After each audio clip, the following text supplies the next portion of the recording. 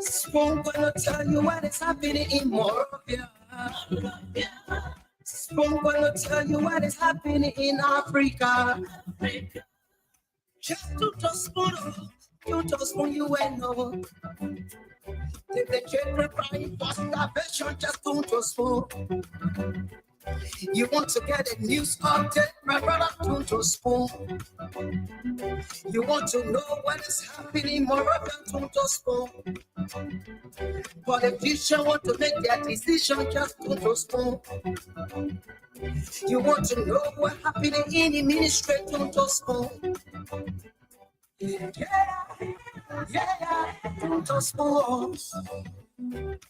Yeah, to spoon. You from Bonjama, to spoon. Yeah, to spoon. Every ink from Regula, Parola, to spoon. You got a spoon TV, you got a spoon radio, to spoon. Yeah, to spoon. You want to get a news update, to spoon. Yeah, Rastafari. Kilibamba, kilibamba, kilibamba. Kilibamba, kilibamba, kilibamba. What I want? Yes, party. Yes, party.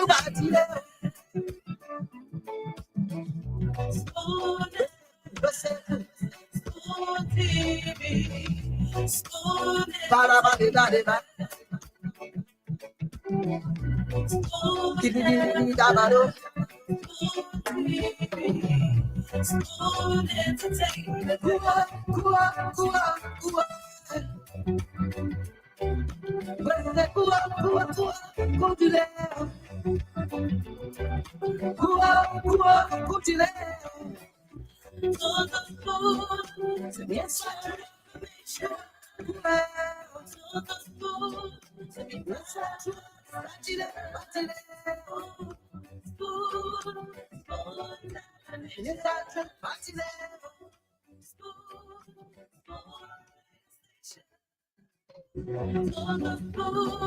To get your information, for the food to be my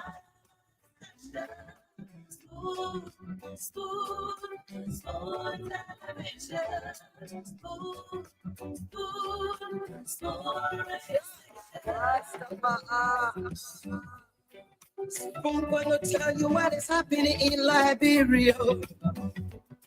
Spoon gonna tell you what is happening in Moravia.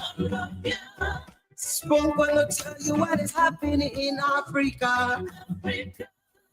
Just to the spoon, you to spoon, you ain't know. If the children crying for starvation, just to the spoon. You want to get a news update, my brother, to spoon. You want to know what is happening, Moravia, to spoon. Politicians want to make their decision, just to spoon. You want to know what happening in the ministry, to spoon. Yeah, to spoon. Yeah, to spoon. You from Bonjama, Maryland, to spoon. Yeah, to spoon.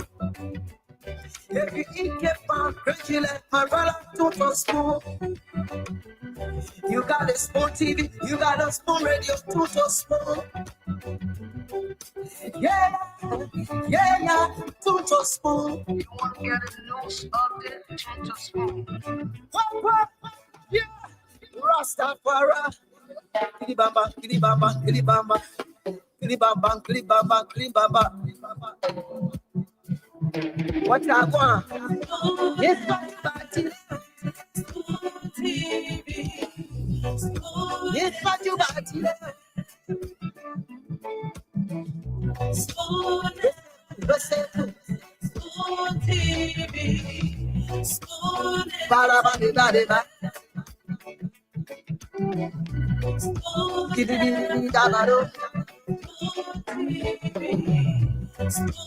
entertainment.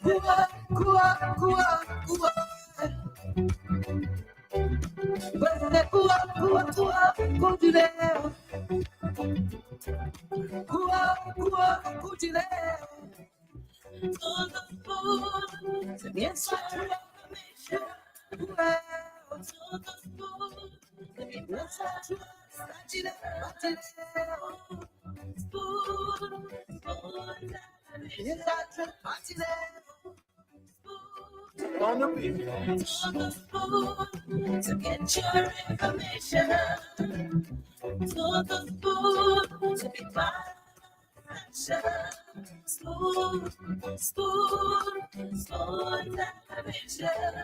Spoon, spoon, spoon. Okay, folks, thanks for joining us tonight.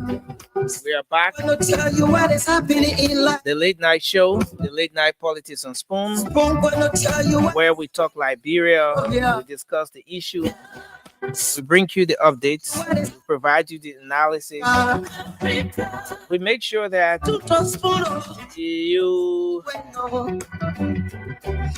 we bring you up to speed with the happenings across Liberia. We use different lenses to analyze the issues. The diverse panel here every night. You make sure that we dig deep into the national conversation here towards making this country, making sure that Liberia is a better place for everyone. I'd like to welcome you again. Thanks for joining us. Of course, we are here tonight, live across the Spoon Network, Spoon FM 107.5.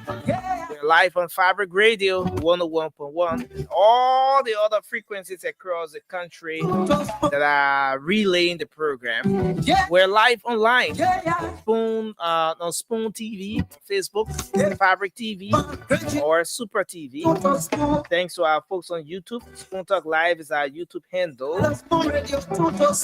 And I want to welcome all of you here tonight to this edition of the program. My name is Nelson Colette. It's going to be a great interaction tonight. Let's share the program as you join us. Let's have the late night show going. What I want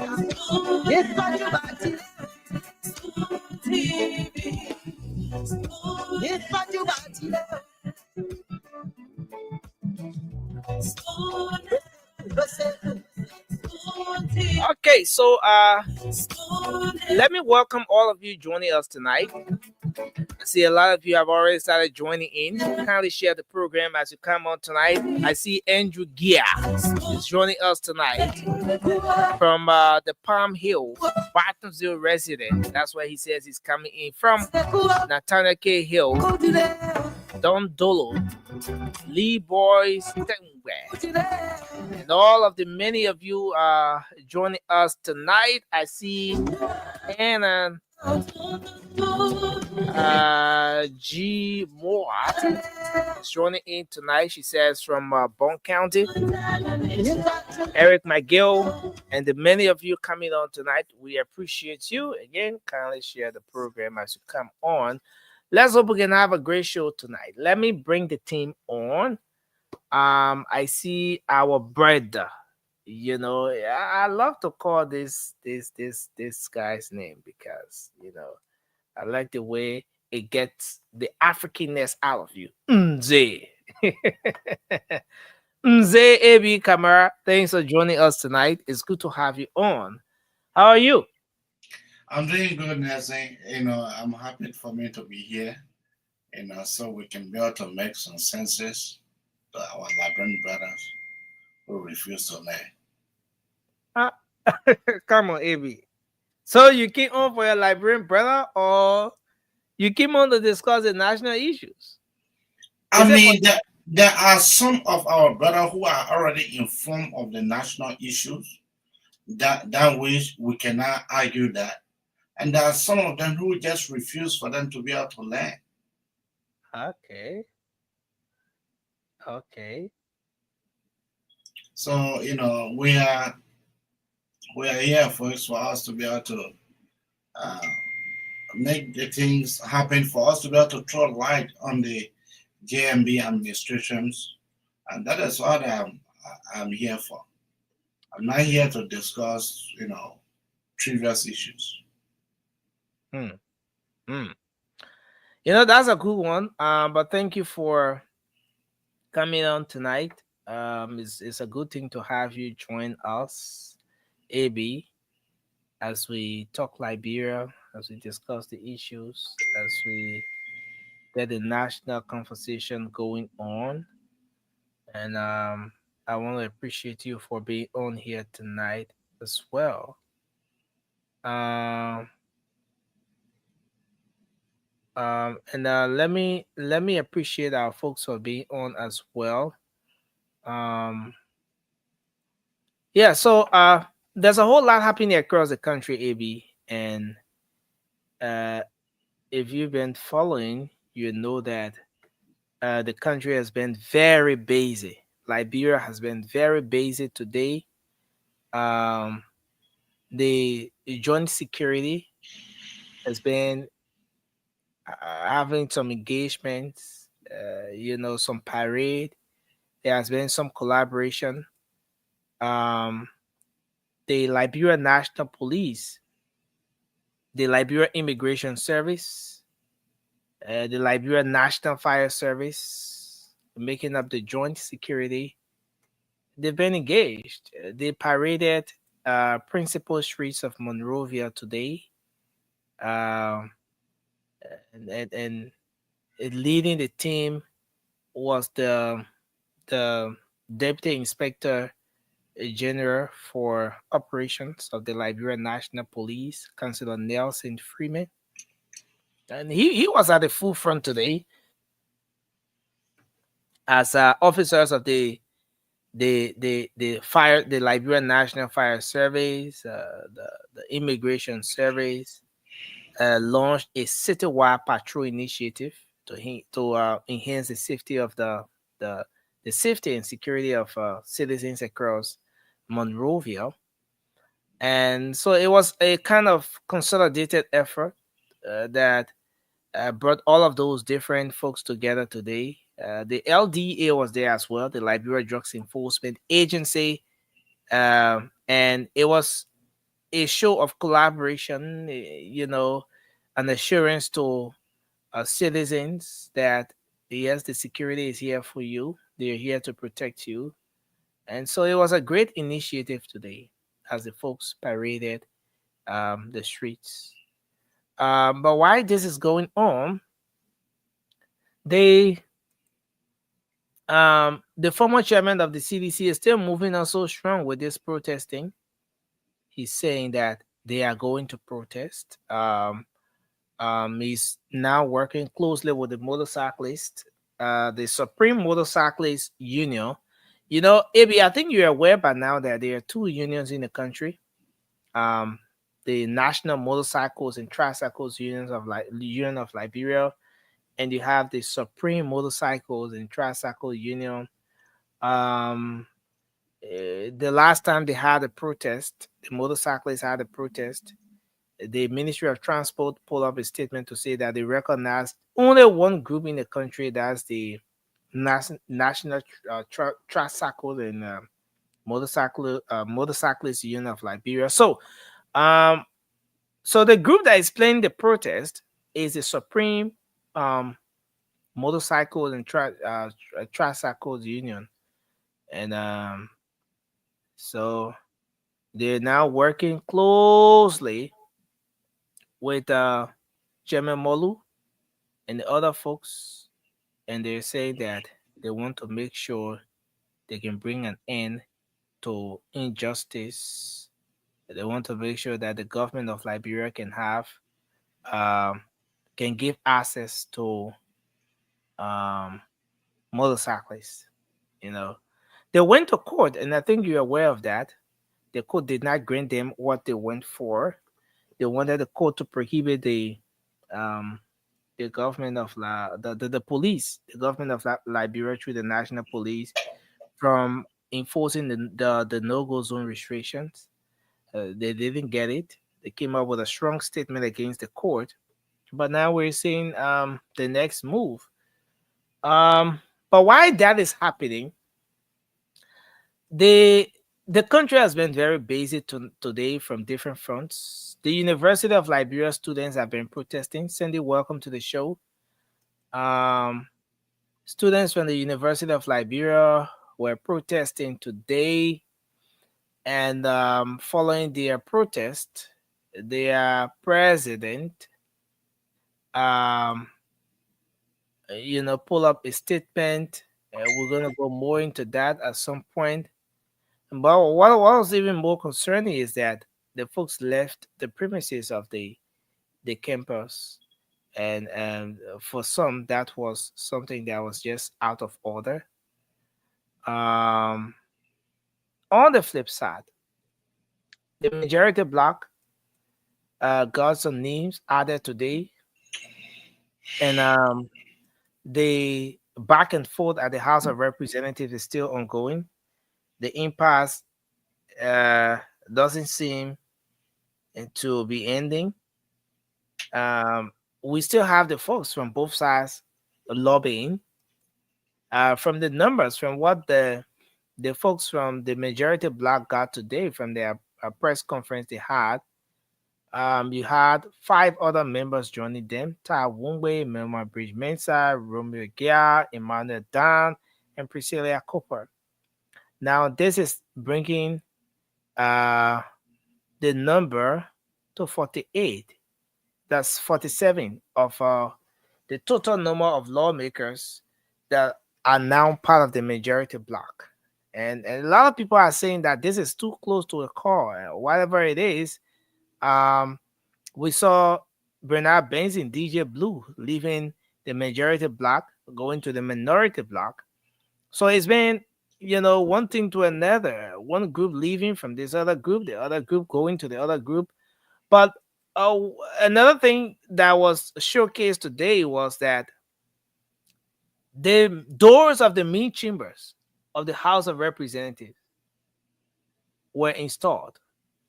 And since, in fact, the grounds of the legislature has turned out to be that place that has seen a lot of tension in the recent days, the current leadership has installed iron doors. Kindly share the program as you join us, folks. We'll really appreciate if you were to share the show as we have a great conversation tonight. The leadership has installed iron doors, the real iron door that can be on our horse's neck. Now it's no longer about the flashy, the very decent, those doors that the Chinese installed there at the Capitol building. No, you have the real iron doors there now, and that's what it is. And at the House of Representatives, the main chambers. And when installed by whom? That's it. The current leadership. The current leadership. Yeah. So since the impasse saw the breaking of doors, and all of those things, the leadership is now trying to do everything to prevent the reoccurrence of what was seen in time past. And so while that is going on, Madam Emma Meta Glasgow, the suspended head of the National Fisheries and Aquaculture Authority, was suspended by the president in February. Well, following her suspension, the president ordered an investigation to be done by the LACC and the Ministry of Justice. She wasn't getting that, so she went to ECOWAS court to get redress. And the ECOWAS court have since not received any representative from the government of Liberia to go and represent the government to hear the case. So the case has been on hold because there hasn't been a representative or a legal representative from the government of Liberia. The ECOWAS court gave the government of Liberia 15 days to get her legal team ready to go and represent her. But the 15 days has elapsed, and so this is where we are.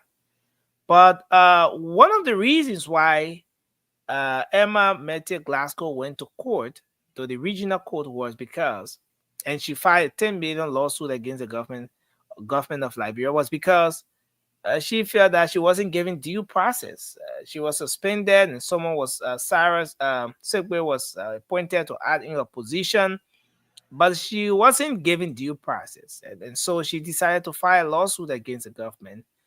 But today, what seemed to be the due process actually started when she was invited. She had to appear before the LECC today, represented by Councillor Kabina Jane.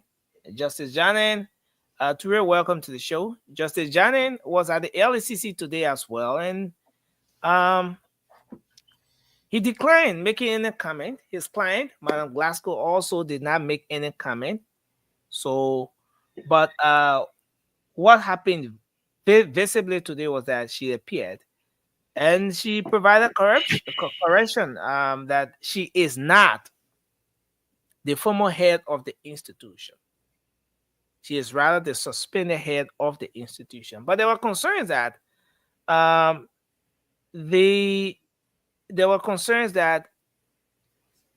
there was a letter from her with respect to her resignation and all of that, which she clarified that it wasn't a resignation, but she was just expressing herself on a social media handle. So she said she didn't resign. She remains the suspended head of the National Fisheries and Aquaculture Authority. And so this is exactly where we are at the moment.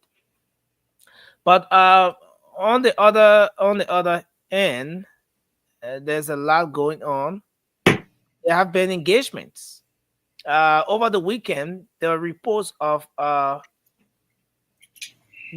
proposal from the minority bloc presented to former President Ellen Johnson Sirleaf and others. And that proposal from the minority bloc, according to information, is expected to lay out or has a layout of how this impasse at the House of Representatives could possibly end. What is expected to bring it to an end. And so there has been different engagements going on, and everyone is eager to know what the outcome will be. The Unity Party had a press conference on the weekend. And during the press conference, there were a lot of things mentioned. There were lots of issues discussed. But key amongst those things was the Unity Party was concerned about the decision taken by the Supreme Court. The 5 justices of the Supreme Court, maybe excluding the one dissenting opinion from Justice Gbese. And in the statement, the Unity Party said that the party accused the Chief Justice of ordering. I want to be on point with the choice of words. Nelson, when you're discussing legal matter, you have to be forthcoming, man. We get caught up. Yeah, so let me get the right choice of words here. I don't want to be held in contempt. All right. So the party accused the Chief Justice of authorizing increment in her salary, of authorizing an increase in her salary beyond the pre-harmonization status, and that she authorized retroactive payment of 60,000 United States dollars under this current leadership of the House of Representatives that she deemed illegal in her recent ruling. And so but not just her. 60,000 for her, and 40,000 for each member of the Supreme Court bench. So this is a grave allegation coming from the ruling establishment. Now this was not just one Bagia Lababido party, going to make allegation. And Cindy knows, this was not that place you went when you came to Liberia, that real Lababido that you went, you say you won't have Lababido experience again. No, it was a major political party. In fact, the party that is managing state covers. This is the party speaking here that the Supreme Court did this. Well, there's a lot more, but we're going to go into the conversation. Lots of lawmakers, there has been different reactions to the Supreme Court ruling. The weekend was about quorum. I saw t-shirts where people were making fun and saying, this is quorum Friday. I get quorum, you don't get quorum. What you want to tell me? And all those kind of different things. But that's the beauty of it. And there is also the fun of everything, regardless of how serious it is. There's a fun of everything. But I'd like us to get the show started now, and we can do our opening, and then get into the real conversation tonight. Let's start with you, AB, and we're gonna move to. So let's start this way. Let's start with Batara Bor to Ray. We take Cindy, and then we'll come to you, AB. Yeah, Nelson, thank you so very much. Good evening to our viewers here in the United States and around the world. To my fellow panelists, man, Cindy, AB, what's up? Nelson, our host, thank you. So Nelson, man, look, I know very well. I took a position a couple of days ago that I received a couple of calls and and text messages about my position that I took on this whole Supreme Court ruling. And I hate to break it out to all those that had that reservation. I still maintain my position. I think the president spoke very, very well. I think the president positioned by acknowledging the Supreme Court ruling, and also having his own reservation on the fact that the Supreme Court has to come out and really try to redefine, or at least define, what constitutes a quorum. I read about that in the House of Representatives on a standard of operation that has to do with quorum, and that's clearly stipulated there. The business of the House of Representatives cannot be in any way initiated with a party that does not have quorum. So how do we then come out and say, okay, there's the final ruling. You can rule by saying that Mr. Kofa is the legitimate a speaker in your own decision, but also what constitutes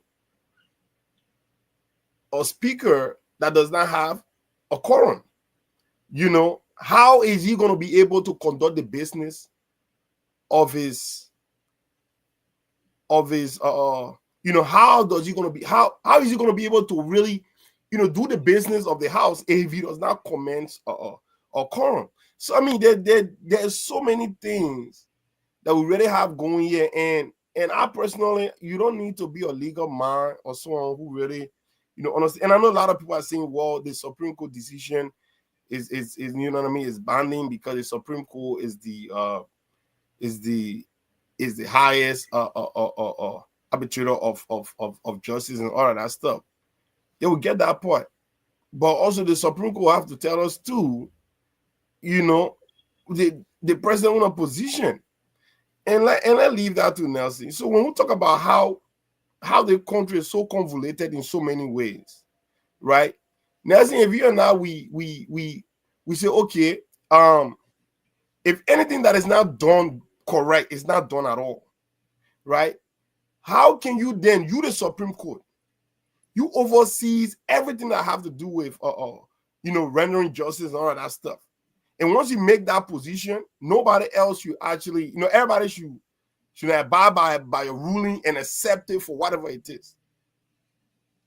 Which kind of precedent are you setting when you consider a black that you say whatever they do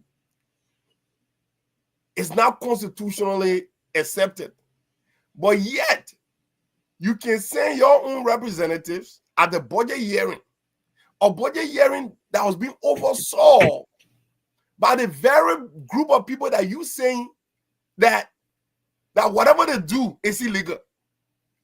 No, Trey. I don't want you to jump the conversation tonight. I mean, because we'll play the videos, we'll have some detailed conversation around this one. Because what the Unity Party said on the weekend was very big. And I know sometimes we just listen to the press conference, we watch the videos, and we're done. Sometimes we don't get into the little details, the different context of what is being said. We don't get to really go into it. So we're going to digest some of those issues here tonight. But Ture, thank you. Yeah, I don't know, but honestly, I have to finalize on this. So basically, I know very well I don't want to jump the gun, so I'm gonna slow down that area. But the Supreme Court itself will really have to come to really tell us what quorum is. Thank you. Yeah. Thank you, sir. Thank you. Sandy, you want to do your opening? Well, Nelson, thank you for having us here. Look, I want to focus on the areas that our political leaders are not focusing on. Nelson, I've been thinking about my country all day, and I've been thinking about especially the young people. With all of what's happening on Capitol Hill, or the Capitol building, and everything around the country, we know those that are suffering the most are the Liberian people. So I've been thinking about how Liberia as a country can rethink, re-strategize, so that we can tap on the economic opportunity we have to refill or rebranch our ideas, to utilize those economic opportunities to improve our infrastructure and to improve the young people. Liberia is one of the few countries in West Africa, Nelson, with a lot of untapped natural resources. We have the iron ore, we have the gold, the rubber, our forest is untapped, agriculture, we have very rich soil. Nelson, our youth, we have a very young population. About 60% of Liberians are under the age 25. But are we utilizing our resources to benefit those people, to educate those people? I saw protests again from the LU campus today. LU is being abandoned. The education sector is abandoned. That's 60% or more than 60% of people, young people that are under 25. If we can utilize our natural resources to educate those minds, those individuals. Nelson, the greatest resource in any given country is the human resource. Have we abandoned our human resource? Are the young people, the young population that we have, are they only good for political campaigns? Or can our leaders start to rethink to build those minds? So that concerns me. It concerns me. Liberia is still poor when it comes to road connectivity. Over 80% of our roads, especially in rural areas, are damaged, unpaved, or cannot even be assets. What is the government doing? Instead of fighting on Capitol Hill among themselves, can the government start to rethink about being serious about road connection to reach every sector of our country, so that the farmers in those areas can bring their food to marketplaces to sell them timely, 20 There's seconds. so much going on. Our priorities are mismatched. Our leaders are not strategic. They are not innovative, or perhaps they are just wicked. And developing a young mind is not or has not been part of their priority. And it is upon all of us to talk on these issues and ensure that we hold those leaders accountable. I look forward to a great show tonight. Thank you very much for your input. Abby, you want to do your opening? No, sir, I'm just going to be very short so that we can be able to go to the topic. Let me first of all be grateful for my life. And I tell the Almighty Allah, thank you very much for Brother Mohammed M. Sharif.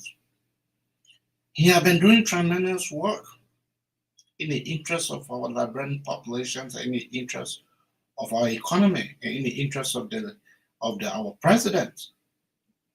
This brother have taken over LEC. And LEC currently, it is stronger, almost like a new build relationship. Our LEC nowadays, that thing what LEC used to do under George Manewia administration, we say baba to Eya. You're in Liberia? We say baba to Eya. You in Liberia? You who say baba to what? Look, Abby. Mama, let him mentor Unesi, No, but they're not in Liberia, right? No, but I monitor things over the. So you monitoring LEC for America? You monitoring LEC in Liberia? I have relatives that live in Liberia, so they're telling me about how LEC runs. But now, saying let us be frank, this brother, I think he has started is good. That is something that we all should be able to recommend him for. And the brother have just taken over. He has said before December, the solar power plant farm. Thank you. The solar farm will be ready. Thank you. That is very good work, and I look forward to a fruitful discussion tonight. Thank you very much for your Famula on is in the back. Well, yeah, okay. Famula is coming on, but we already done our closing, so we are going to progress. Famula, you're not taking us back to closing, but thank you for coming on. It's good to have you. Closing? Is that closing? 2 times, I mean opening. Yeah, we're all closing. We've already done our opening. Let me go by now. Good, say you're close already. Yeah. So, but on a serious note, maybe you're right. I think LEC is doing well. I think LEC is doing well. Is even as we speak, right? We're on LEC right now. So this the fact that the show is live, this will be a test for LEC. If they current go right now, you know that they think ABC, that the reality there. If the current remains on till the show ends, then that's the reality. And we live across radio. So even y'all are listening across the country on radio, if y'all hear shh, and the whole thing go off, y'all know that they think AB tell Jenna, they're not true. But from what I've seen so far, I think yes, I also think that the current management team at LEC is doing well with the power supply thing, and with the stability so far. Yeah, I think they're doing well, and it's just fair to commend them when they are doing so. Though someone may say that, when the man gave money, full money to your house, you're not supposed to tell the man thank you because of the man's job he's doing. But at least, even in the home, you can tell your father thank you, sometimes for being responsible father, So that's what it is. But there's a lot happening across the country, and I want us to go back I really hope we will have the time for what we have on the plate tonight. But I want us to go back a little to some of the happenings on the weekend. And I want to go here. Where did I get this thing from? Okay. So I want to go here and bring this one on. So everyone have been responding to the Supreme Court's decision, the ruling, or the interpretation of the ruling. All those different things, those different conversations have been going on. Sorry, let me do this one. But this is what the Unity Party said on the weekend. And I want us to watch this. I want us to listen to this. It is important to highlight that during the national budget hearing, the Supreme Court itself endorsed the participation of judicial financial team to advocate for a budgetary increase under the leadership of the Speaker, who they classify as illegitimate. Okay. We're going to take this conversation one step at a time. The Unity Party press conference is saying that this Supreme Court set up a team, sent a representation for budget hearing.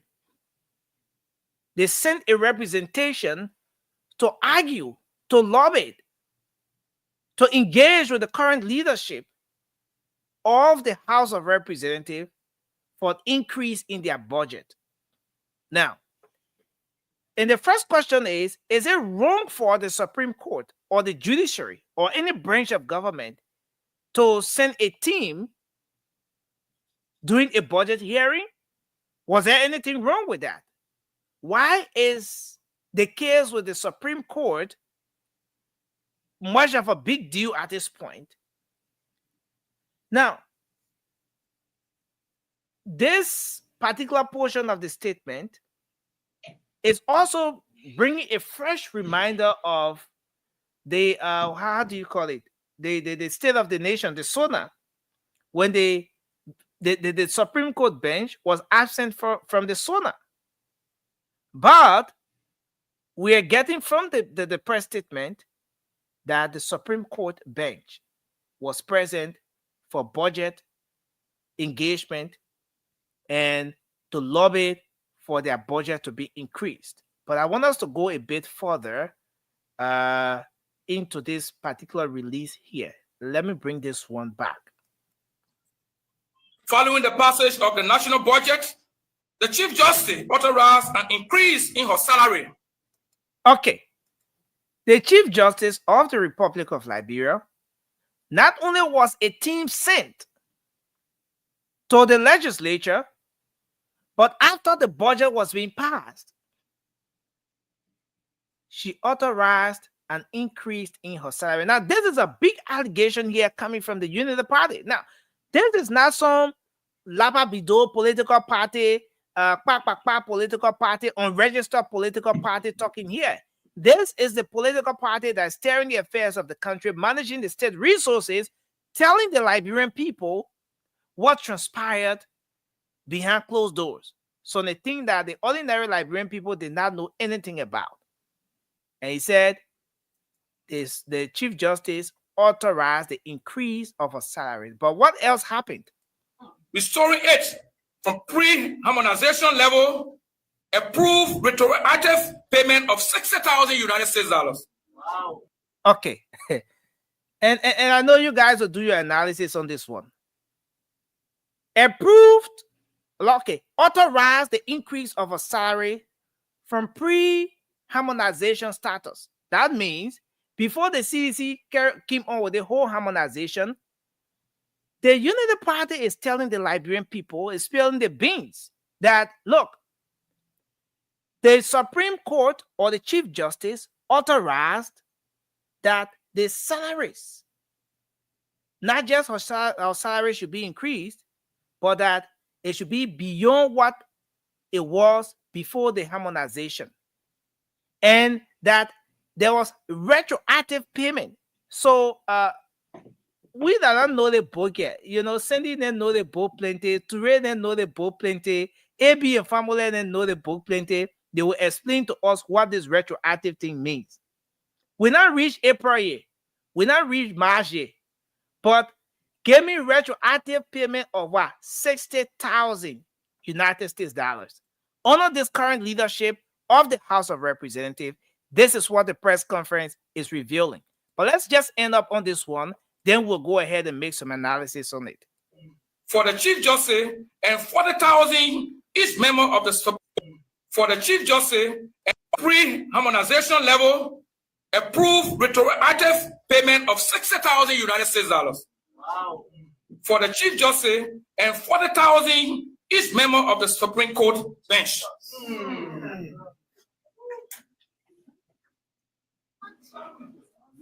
Furthermore, under the current fiscal budget, the judiciary have procured a fleet of vehicles to enhance its operational capacity.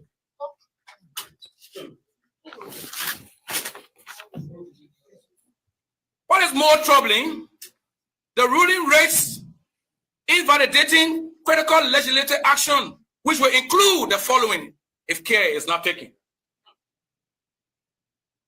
The 2025 national budget, Senate rates.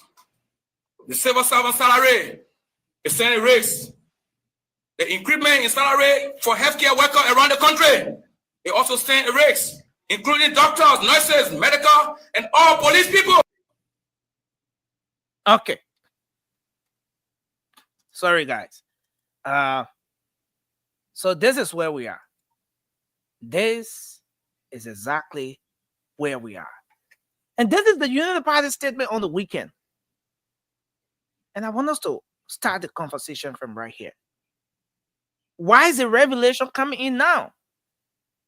But the Unity Party is spilling the beans, telling us for the first time that this Chief Justice authorized an increase in her salary beyond what it was for the harmonization time.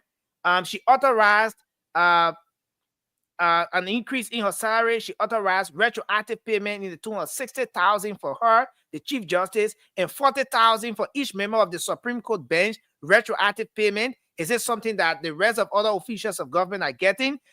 New vehicles were procured, and a lot of other things happened. But yet, this is the leadership that the Supreme Court says is illegal. Is this a good argument that the Unity Party is pushing at this point? Are these arguments strong enough for the Liberian people to buy into? What the Unity Party is revealing, or what the Unity Party revealed during her press conference on the weekend, what does it say about governance? What does it say about everything that's happening now with the legislature, with government, across all three branches of the Liberian government? I want us to start the conversation from here. And let's start with you. Thank you very much. Because you're pointing to me and you're calling me Toure. You're saying, yeah, and then you won't go on this side. Come on. You full of drama, family. How can I be on camera and you say I'm pointing to you when there are four other persons on set? Yeah, but you're putting your hand directly to me. And go ahead. Since you didn't open, just go ahead and all right, quickly. Look, Nelson, this is where we are. And I know that people are very good at names calling. When you try to say stuff, they call you, Bwaka's son, and call you all kind of names, but it's okay. And for us, President Bwaka is an astute character in the politics of Liberia. So we'll always, take that. But here's the thing. We have said it over and over and again. And people can transmogrify it. People can put their feelings inside. They can twist it. They can spin it. They can beat it. Any way they want to do it, that's their own. But the reality on the ground is that people in Liberia, especially in the judiciary, they have always beat self-interest drum.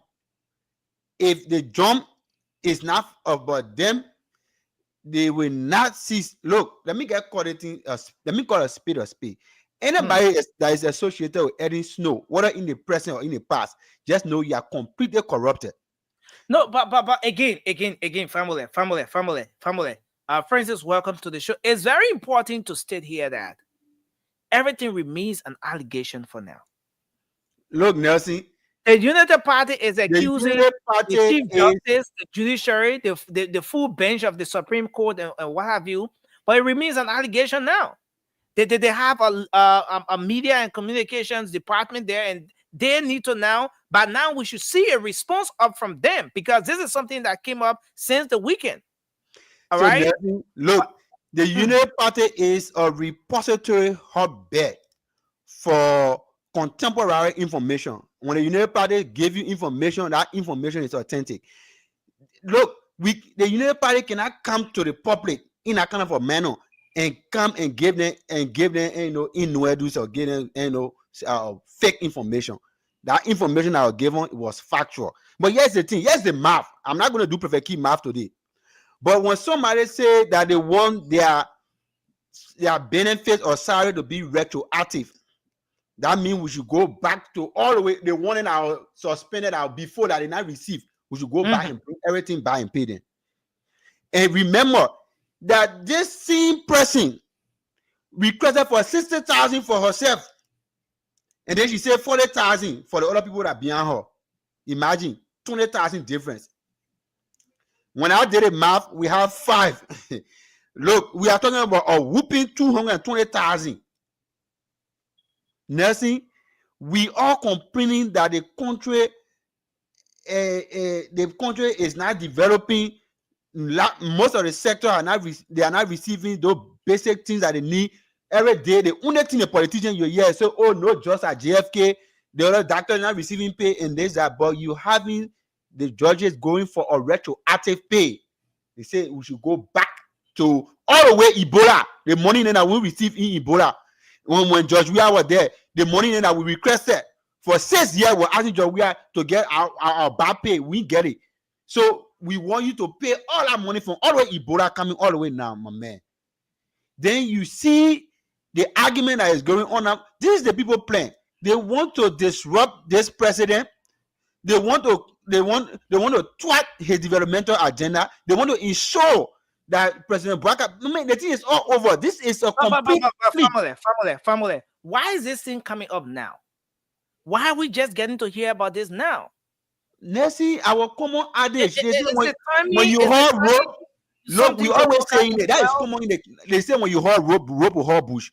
That's it. Rope bush. What if the Supreme Court had not come up with this ruling? Was there going to be any disclosure of such or allegation of such? The normal function of the legislature will continue, but because look, when they say if you now organize yourself well, that people in the school will discuss you. So look at the thing that is coming down to the Supreme Court, the highest office, like one of the biggest. I mean, they said they are the final arbiter of the law.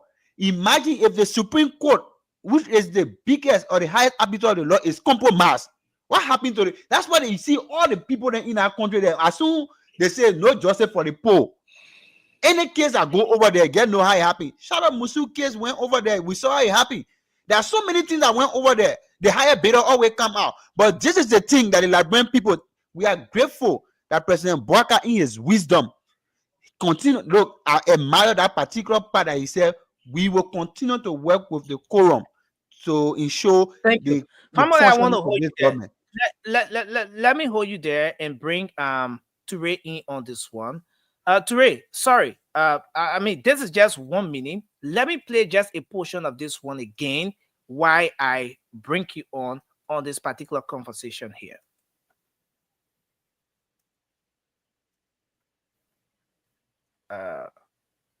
It is important to highlight that during the national budget hearing, the Supreme Court itself endorsed the participation of judicial financial team to advocate for a budgetary increase under the leadership of the Speaker, who they classify as illegitimate.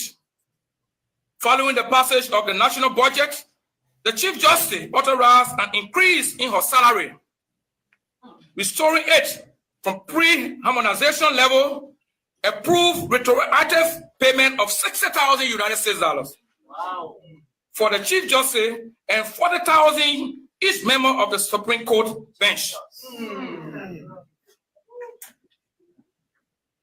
You know, Furthermore, this is we're not going to the furthermore. Ture, you want to come in on this one? You want to share your thoughts? Let's hear you.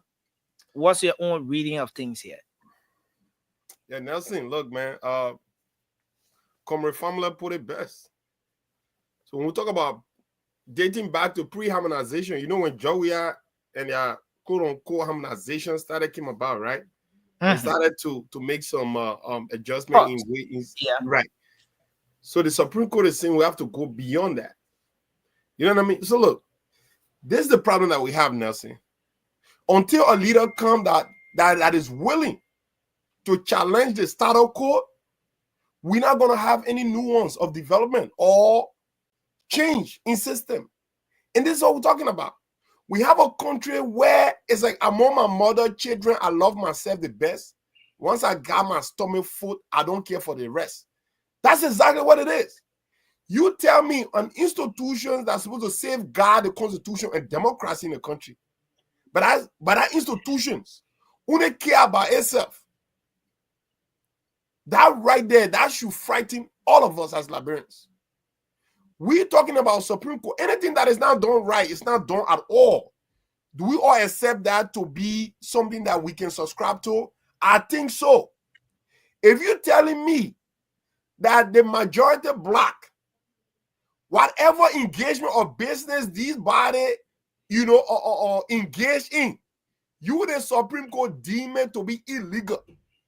But yet, a budget that are being oversaw by this body, but you conveniently send a representative to go and push for your court. That right there, if that's not a compromising Supreme Court, I don't know what it is. And anybody who says otherwise, then you can take it too. Bro, man, this is not anything that is ambiguous. It is absolutely bold-faced in front of us, clearly as it can get. This is bad. And I support the president position, telling the Supreme Court, you will have to tell us now the definition of what determines quorum. You have to tell us that. Because if you're giving this man his power, which of course I acknowledge in the president case, but I also want you to tell us, in the scene, a standoff operation by the House of Representatives that says, he who commends quorum commends business. By extension, what that says. So, the man you deem to be legal, if that man does not commence quorum, then he cannot, he does not have what it takes to the House of Representatives. So, Ture, we're going to go to the House of Representatives thing, but I want us to take a look at, this thing here between the Unity Party now and the Supreme Court and the judiciary at this point. We're going to go to the quorum thing. We're going to go to the House of Representatives. Of course, there are lots of updates from there that we're going to talk about as well. But just what the Unity Party... Now, let me put it this way. In order for a statement of such to come out to the public, there's a team that will go and sit and write that press release. Of course. In some cases, the message, what the party, what the institution intend to send out will be given to that party or team or PR person. You do PR, Ture. You are an expert in that area. You know this well. And it will go through all of the stages till it gets to that point where it is approved. The institution agree that this is our position. We agree with everything you say in that particular press release or that message that you've crafted very well, and this is what the public should know. So to get to the point where the Unity Party will agree that this is what we want the public to know about the Supreme Court. Ture, just end up on that note, Well, Nelson, I can tell you this. Like you rightfully stated, public relations is key. once you post something out, you can't get it back. Or if you try to get it back, you have to give a justifiable reason as to why you're putting it back. And anything of such release of this level of magnitude and gravitas attached to it cannot be done unilaterally. You know what I'm saying? Like, a lot of people have to look at that release, right? I'm talking about party hierarchies. They have to take a look at it, letter by letter, line by line, looking for indictments, right? Possible, you know what I mean? So you don't come and release these kind of things foolishly, right? So they did their due diligence. They knew exactly what they wanted to put out there in public. And no, man, look, the United Party, if everything we can say anything, we don't know United Party to be a party that is, you know, in sort of like engaged in mis and disinformation. I mean, whatever we put out there, you saw the caliber of people that are beyond that gentleman, right? These are party hierarchy. These are people that really, you know, in position right now. So I don't know that party to be, you know, a party that is, you know, religiously engulfed into. Do you think it was right? Do you think it was right for the United Party to have put the Supreme Court under the sword this way? If this is something that the Supreme Court did in the first place, because I continue to say that this remains an allegation till it can be proven. You know, their communication team or whatever from the Ministry of Justice, the judiciary, they will have to come and respond to this. They will have to provide the clarity. But if this is something the United Party, the Supreme Court did, I mean, do you think it was right for the United Party to have put the Supreme Court on the spotlight this way? Listen, at the end of the day, right? That's why I love Liberia. With all of our imperfection, we run what we call an open democracy. Information accessibility cannot be at the front as it is right now. These information, they are visible, Nelson. Did we not see the Supreme Court representative doing a budget hearing?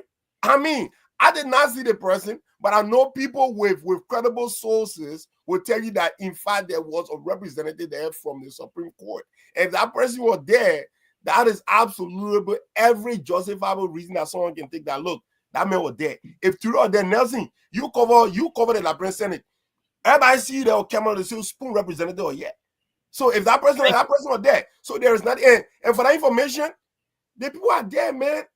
You know, they can ask for it. You can pick up the phone and ask for it, and they'll make it available to you. These are not classified documents.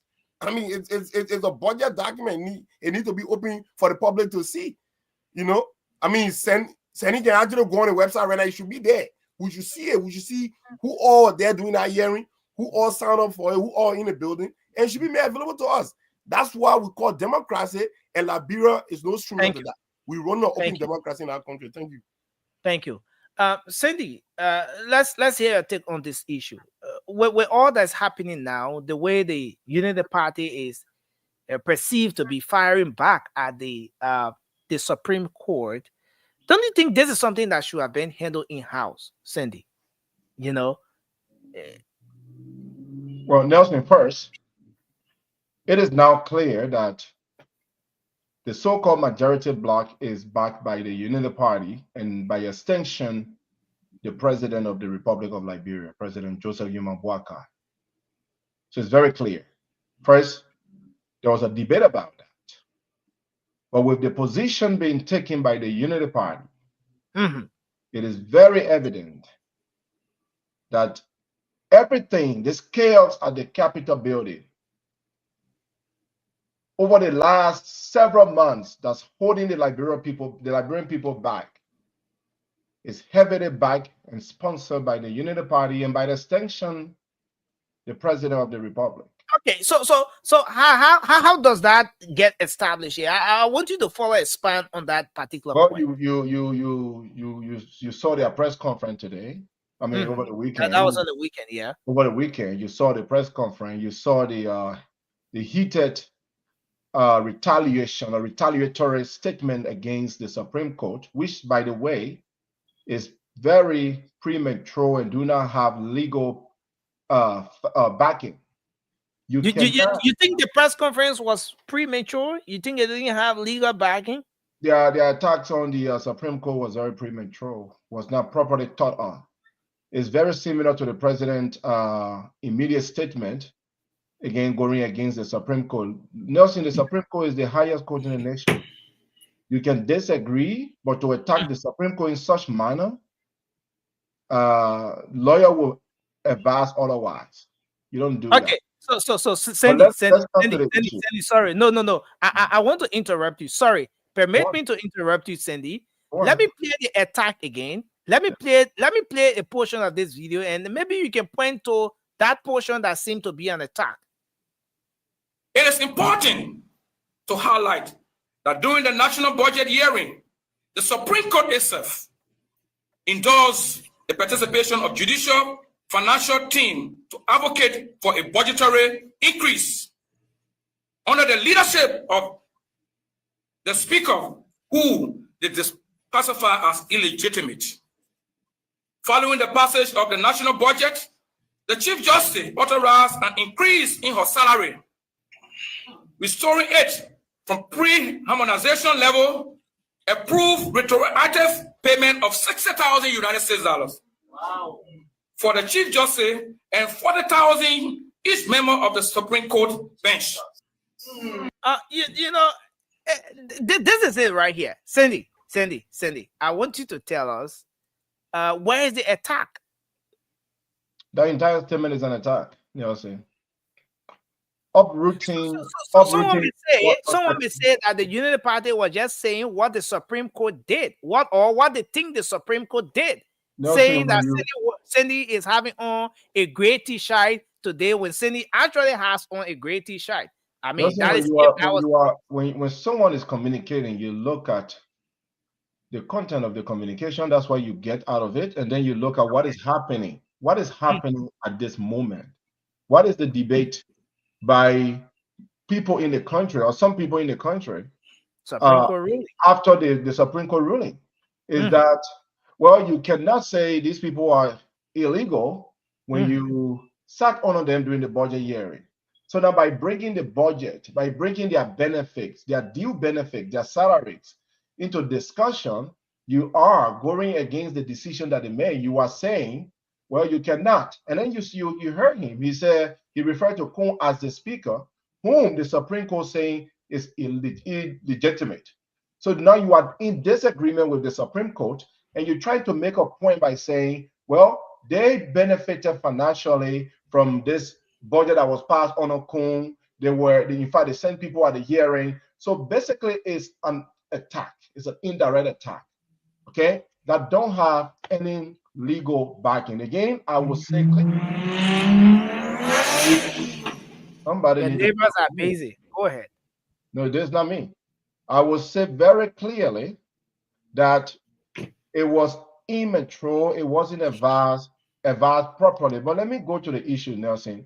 What people need to understand, including members of the Unity Party that were over there today, I'm hearing some of my brothers saying, oh, those people don't make just any statement. They are backed by facts. These people, they are sophisticated, my brother Toure.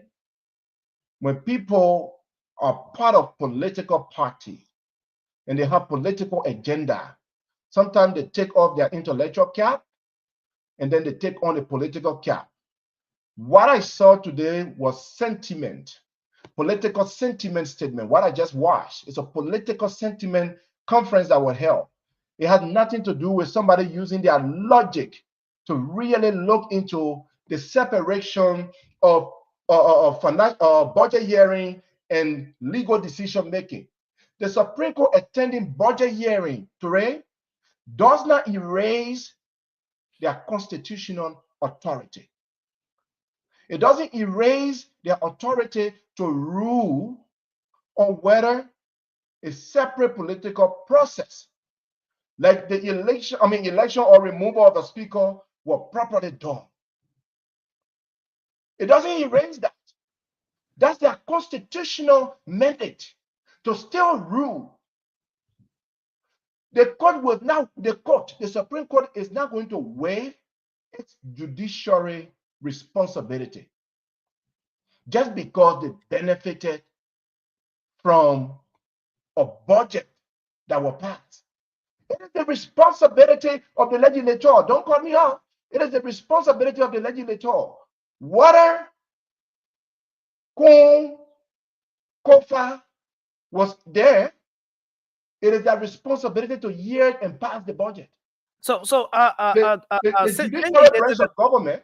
the question that a lot of people are asking now is, if this body is illegal or was illegal as you're claiming now in your ruling, and your ruling even came after this whole budget thing, why did you go to sit under the illegal body? Why did you send your representative to make your case for the budget under the illegal team when you already had a ruling that says the team was illegal? You only just further interpreted the ruling recently. That was the same ruling from back then.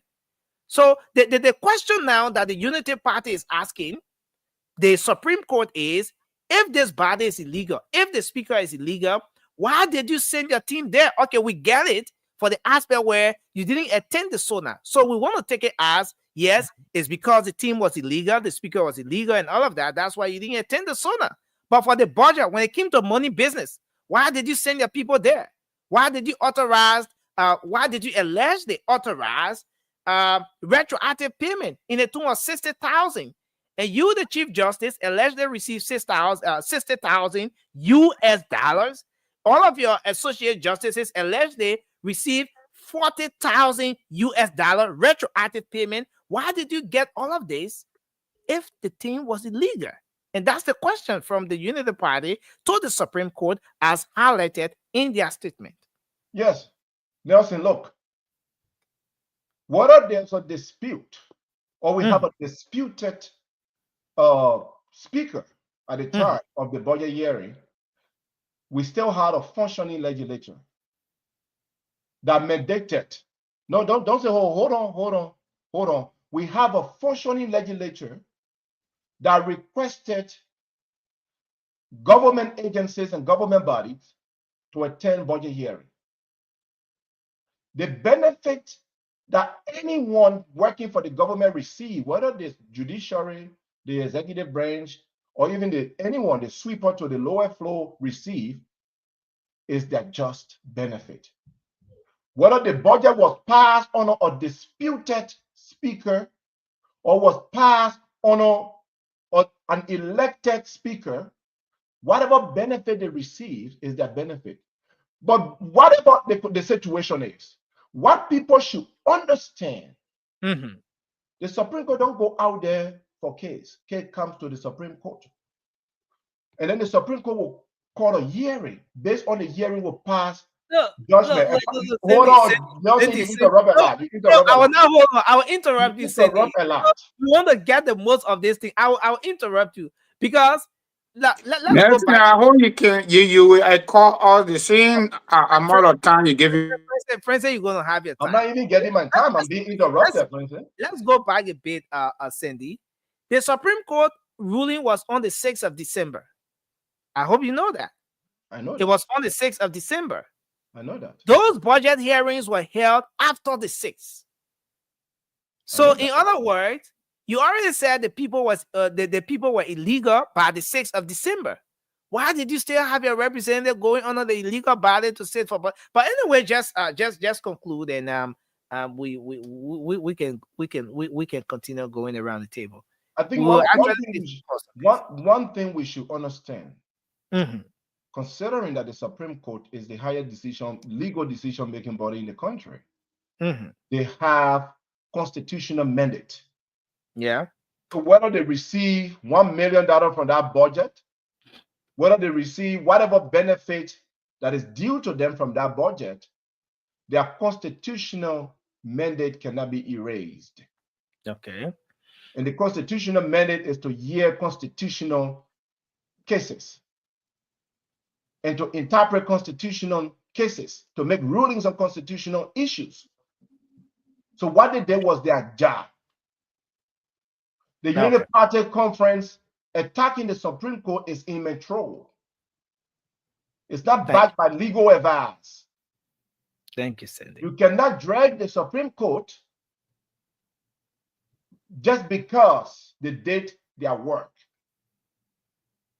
It's like the president disagreeing with the legislature. And then it's pay under a budget. Then you are saying the president shouldn't receive his benefits. Well, Because he disagreed with the lawmaker. Thank you, Cindy. Thank you, Cindy. I want us to take AB on this one. And then we're going to take Francis next. Chukon, welcome to the show, and Anthony as well. Nancy, thank you very much for this brilliant topic. What do you expect? Do I expect a better from the Supreme Court? What do you mean by what do I expect? Oh, okay. No. Okay. No. Senayo is right. Senayo, she is right. It was the same Senayo.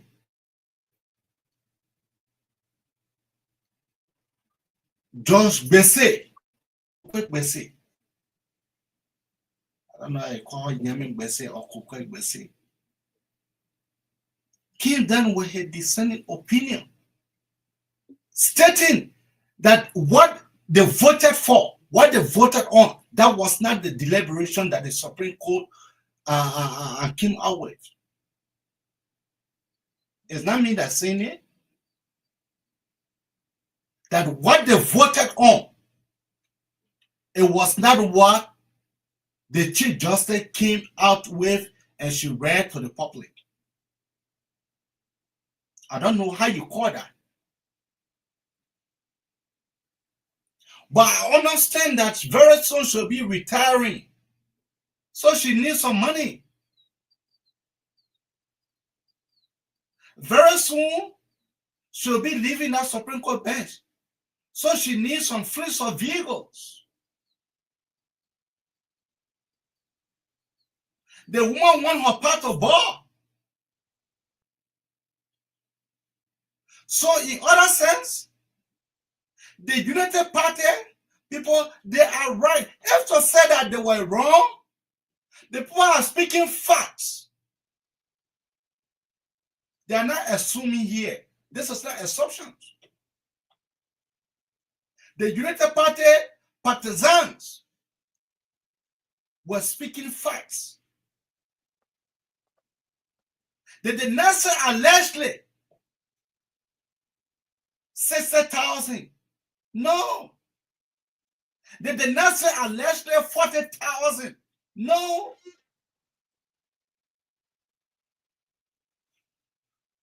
It was something that happens, and they have the paper trail documentary to that effect. So when people come here, they be doing that mouth fellowshipping, and then terming it as lambasting of our political party. Then they are living in different world. They are not living in current day reality. But what I can be able to say here, just to end, the Supreme Court, the Chief Justice, she is right. She is right. But Abby, I know you're about to end. Did the legislature do the Supreme Court a favor? Was that a favor, or was it something that the Supreme Court was entitled to? So it's like I'm supposed to get salary at work, I'm supposed to get paid. And you are the one in, you work in maybe you, the business person or whatever, whoever's supposed to pay me, and you pay me. Are you doing me a favor? In other sense, say you refer to that setting as illegal setting. Then you went to that illegal body. You refer to them as illegal setting. Then you went to that illegal body who you have previously referred to. Then that means you yourself, you does not know your own law. That means that you yourself, you does not know your own law. In you stating that this body is in any setting that this body do, and it will be unconstitutional, it will be illegal. Then you get on your thing. Maybe you're bringing me to a point here. Now you're bringing us to a point here. Because in the previous ruling, it says the settings were illegal. But did the ruling rather say the budget hearing was illegal? No. Maybe the settings were illegal, but the budget hearing was not illegal. What is the difference? What is the difference between the setting and the budget hearing? What is the difference?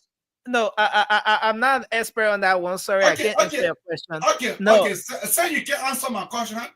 I am saying then that means that the only people what interpret our law. Mm-hmm. They don't know. They don't know. We'll have 30 seconds. They don't know the law in which they are interpreted because they have previously said that any setting that you carry on is unconstitutional. Then you get on your financial team. They'll go down there. You'll go sit down with the unconstitutional people for them to be able to discuss our 60,000, our 40,000. Thank you. You know, AB, you just open a whole different side of the conversation. Before I forget my 10 seconds, please, I'm begging you. Yeah, we'll go around with the 30 seconds. Let me help AB quick. You're not gonna be clear anything, yes, Sandy. Sorry. Was the hearing done on a Zoom or was it done on a committee? Sandy need to write it down. We too, we need to talk, Sandy. But Sandy, you have a very good point. But we're gonna come back to that aspect because as a legislative reporter, budget hearing does not need quorum. I'm interested in that aspect, but we'll come back to it. A committee room thing. Let's take Francis. Francis Duno, please go ahead. Your take on this issue, Francis. Sorry, you're just coming on. So for the sake of our audience, the people who just joined us as well, let me bring a bars of this one. This is what the Unity Party said about the Supreme Court on the weekend. It is important to highlight that during the national budget hearing, the Supreme Court itself endorsed the participation of judicial financial team to advocate for a budgetary increase under the leadership of the Speaker, who they classify as illegitimate. Following the passage of the national budget, the Chief Justice authorized an increase in her salary, restoring it from pre-harmonization level, approved retroactive payment of $60,000 United States dollars for the Chief Justice and $40,000 each member of the Supreme Court bench.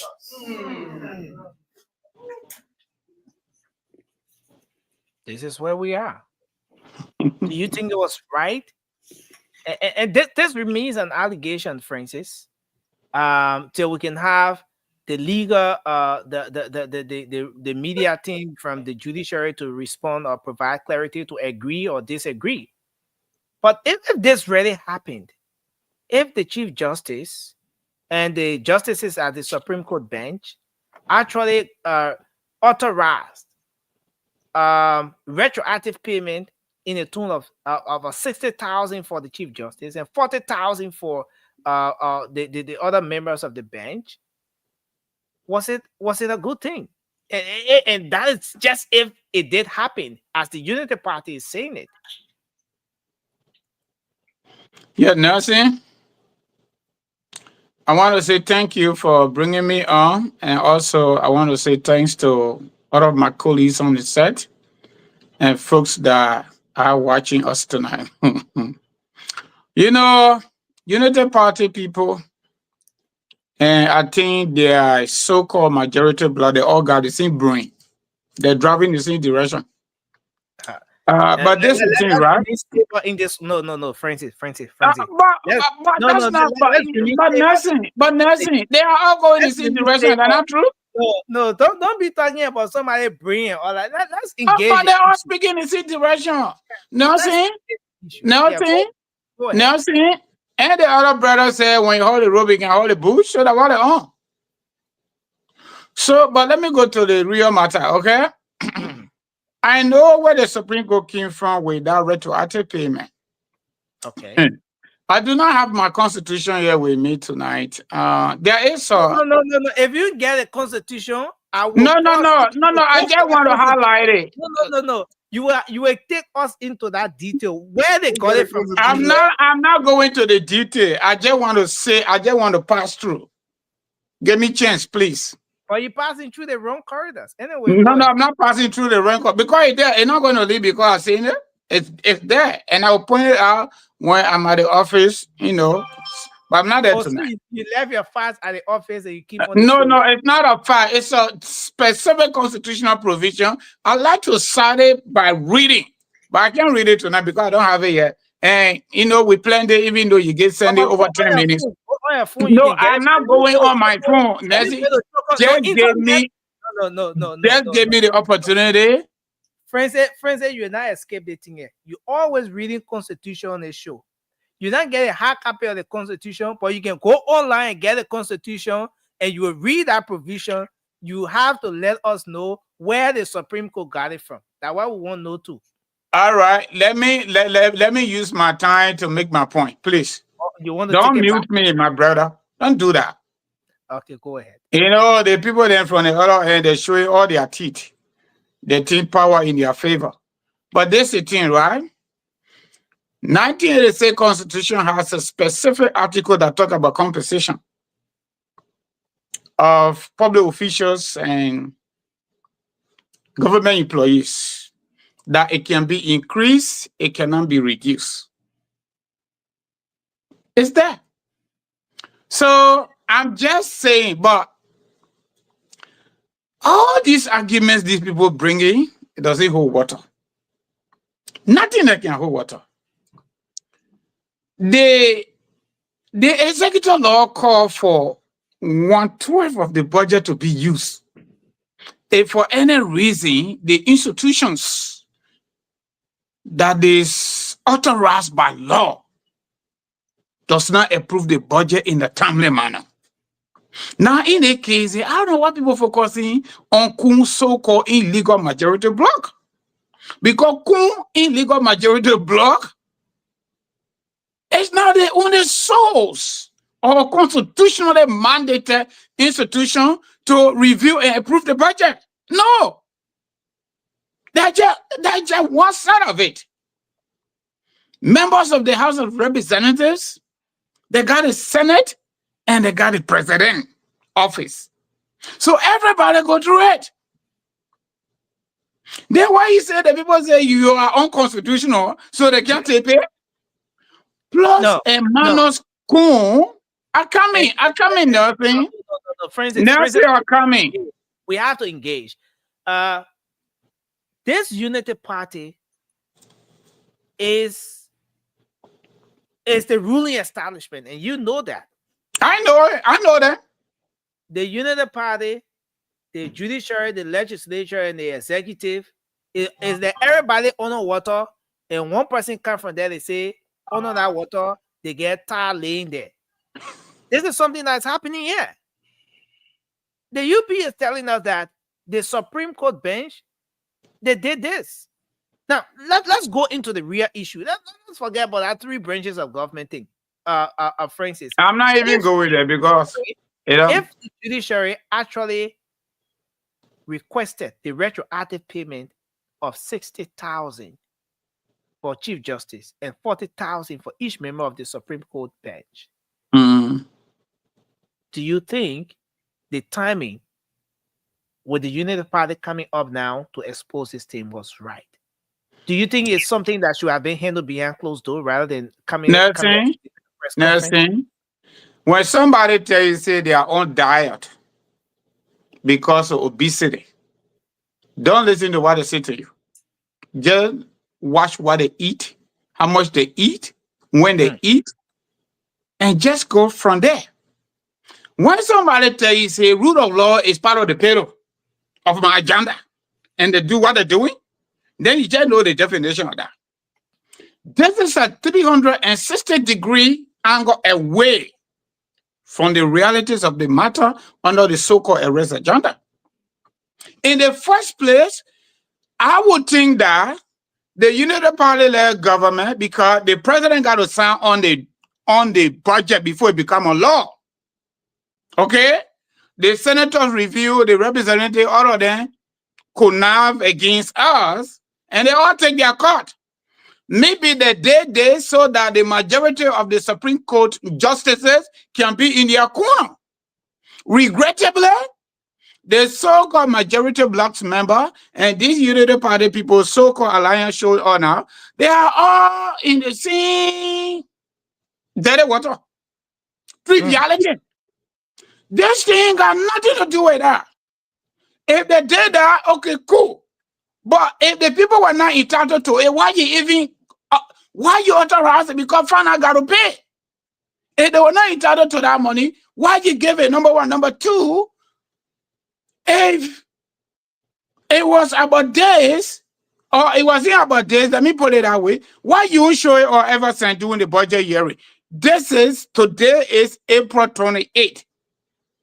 Okay, let's even take it for the weekend, April 26th. Since December, January, the budget passed. That today get to bring about budget. Oh, she just got 60,000 from illegal people. That illegal people that just one institution out of three, the Senate and the president. Number two or number three, the whole issue here, my people, the Supreme Court say that house, that political house, they didn't go there to say, bring your case to us. You don't want to carry the case there. You carry the case there. The low inside, the Kingway, ultra virus, coronavirus, all the viruses. Thank you. You went back for clarification. And they brought the clarification in simple terms. Everything you did is considered unconstitutional and illegal. It's a political house. The answer is political. But the procedure you use to remove the speaker, it is wrong. It is illegal. Go and do it better. No, Nelson, I'm finished here. Let me conclude. Don't tell me thank you like that. Let me conclude, please. I know plenty of people coming out, but I'm not going to stay on here tonight. But no, Nelson, you don't get people. No, coming now. No, yeah, please give me 30 seconds, man. Yeah, but Francis, I'm coming now. We were listening to dialogue here. Yeah, but Francis, I'm coming. 1 second. Yeah. Let me set the timer and give you 20 Why seconds. you setting timer on me? 30 seconds. Why to read them to the only person that did well here, the only person I listened to that did well, I was not there when families that it was AB. Francis, please take 30 seconds to conclude, please. Already said man, now you made me to lose my thought. No, Flo, go ahead. If you consider somebody not to have any jurisdiction, even though Article 65, 66 already cleared that one, but they can't change. The only reason why these arguments are going on, they are intellectualizing, trivializing, is because they are not people of law. The Unity Party people, including Joseph Boakai, he already cared about legacy. He already cared about this whole thing about rule of law. The whole thing about making the country better. How can you make country better in the midst of chaos? It doesn't work. You said the people then you not agree with them, but you're going back to them for re-argument. You said they not rule on anything, but you go about that. If they didn't rule, how can you go about that? Thank you very much. Okay, if you got 49, if you got 50 human beings, if you got 50 human beings and the law say 49, why can you? We are going to go to the House of Representatives discussion. That's a whole separate discussion there all by itself. We want to zero in with the court versus the Unity Party, situation now. We'll end up with that other conversation. But Chokon, you want to come in on this one? You've been following the discussion, and Emmy, welcome to the show. Nelson, thank you so much, and I really appreciate you providing us this platform to speak out our views on national issues. So I listened to the statement from the Unity Party, and based on my personal perception, it appears like the Unity Party is embarrassed and frustrated for their support to an illegal and unconstitutional process for which they are trying to remove the stink smell and dark cloud from over their institution. And in that process, they are holding the feet of the court, the high court, into the embarrassment. And I think the shame and dark cloud that is over the Unity Party is something that they should try to harbor by themselves without dragging other people into it. The court has done what the Liberian people have yearned for. Initially, we said that the ruling of the court was something that could not have been understood by even lawyers. And right now, they have provided a ruling. For the simple fact that the guys from the other side, the Unity Party, are the only ones crying wolf out there, it testifies that they are on the losing end. And I really don't know why is it that we keep going back and forth with this issue. At this point, I think the legal issue has been settled by the court. The issue at the lower house is a political issue at this point. And if anyone tell you that there was no instant where people thought of removing a speaker during the tenure of President Weah, said person was not following the issue. There were issues about people thinking about removing speaker, deputy speaker, pro tem, and the lack of the guys. But based on some political leadership in the council that he had, he was able to control those issues without creating a serious national embarrassment like we have right now in Liberia, where we have one person writing the ECOWAS parliament calling people to come back. We're having another team reaching out to the ECOWAS parliament saying that they are legitimate lawmakers. That is a shame. It is an embarrassment for our country. And I think at this point, it is not too late. We do have a political leadership that presides over Liberia. The legal issue has been over. Now the politicians, the president, as a person, should be able to get the guys under one umbrella, talk to them, and ensure that they follow exactly what the law says. If there will be a give and take, he should be able to lead that process. But right now, the trajectory that this issue is taking, it is extremely embarrassing. And going to the court is a complete waste of time because the court is not going to present anything different from what they have already presented. It is almost like you are asking someone to interpret their interpretation. Because the initial interpretation was being questioned, they went back to the court. The court provided additional clarity on that interpretation. So why else are they going back to the court for? No. So I think going back to the court is a complete waste of time. Thank you so Thank much, you. my brother. Thank you. Emmy, you want to take us some on this talking point? Yeah, thank you, Nelson. The part of us to the court. Well, I wouldn't have advised the Unity Party officials to go that route with the court, but I can also understand why they're doing it. I think they're trying to point out the contradiction of the court here. If you're calling me illegal or whatever I did, I don't know the interpretation. People calling it rooting, but the interpreting of this, their stuff they say. I don't know if they say anything about these people, about what they did, or it was just about the remover or Speaker Kofa. So I'm confused about this whole thing. But if they're saying that everything they did, because Speaker Kofa was removed the wrong way, so everything else they did was wrong, then maybe that's why they're pointing this out. It's kind of like you were there, you saw me stealing this thing, you knew it was wrong, but you still asked for your cut on it. So what are we saying here? So that mean you part of the stolen goods too? Like whatever I was stealing, you approve of it and you took it, and when it like the police, right? And then you tell me, say, oh, I saw something. So I think that's why they're pointing all of this out. This is why. And somebody said, why are they saying it now? Well, they're saying it now because what the Supreme Court said. That's what they're saying it. If the Supreme Court would have said something back then, they would have said it. But the only thing I'm upset about here, Nelson, with the I don't know if it's I'm gonna say the Unity Party or the president or whoever, is what you're telling us now about this whole budget business and somebody increasing somebody pay and all of that.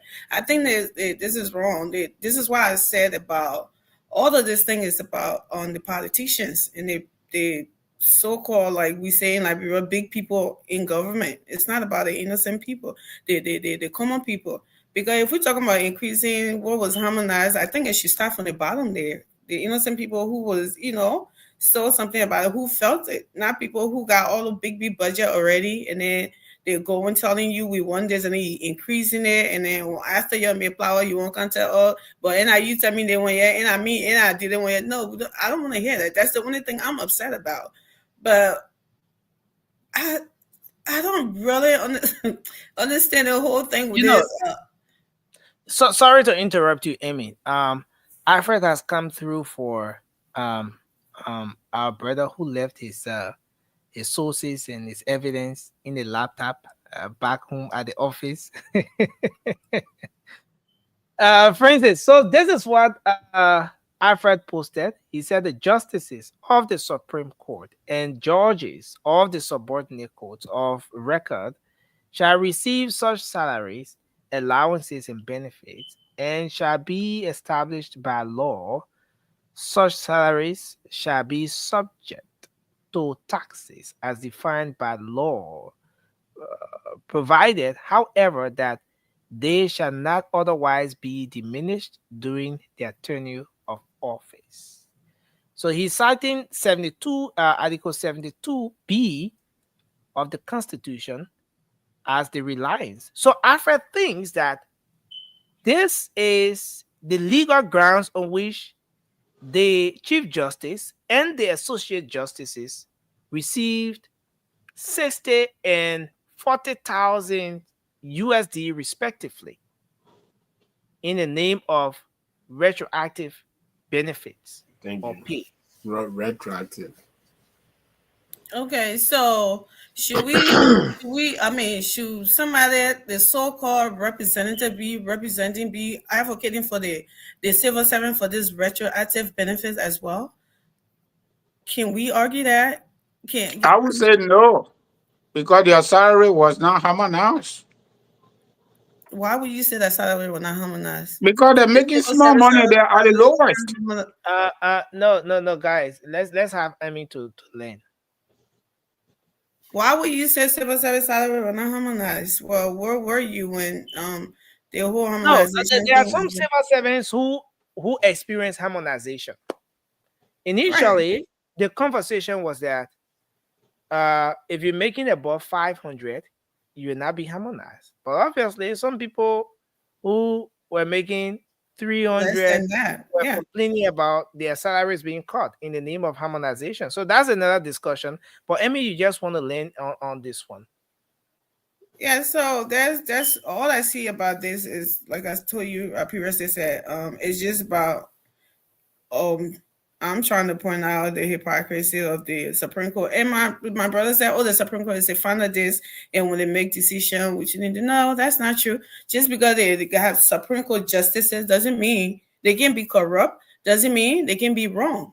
We have it here in the United States. We call them out all the time. Justice Clarence Thomas, he was on blast with who else for being corrupt, for cases that they rule on that was compromised, that they were compromised about. It happened here in these United States. They're not corrupt, Liberia. We can't call them out on. Y'all, come on, man. Let's stop saying stuff like that. They don't say they are almighty or they're something.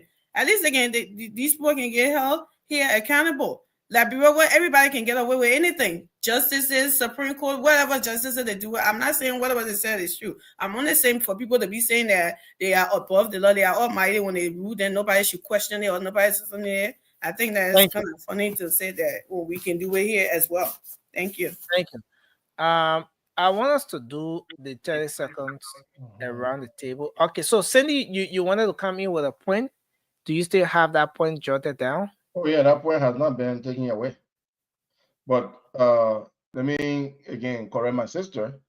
We never argue here that there shouldn't be question. You can disagree with the ruling of the Supreme Court, but to now try to use political arms to attack them, bringing up budget that does not speak to the ruling, is what we are frowning against. But Nelson, let's make it clear here. The debates again about Supreme Court members of the court or the judiciary attending the hearing and benefiting from their 2025 budget, and because of that, their constitutional duty should be erased, is defeated upon arrival. In the first place, there's a committee set up at the lower house that is responsible for hearing. Such committee invite branches, members from the various branches of our governance system for that hearing.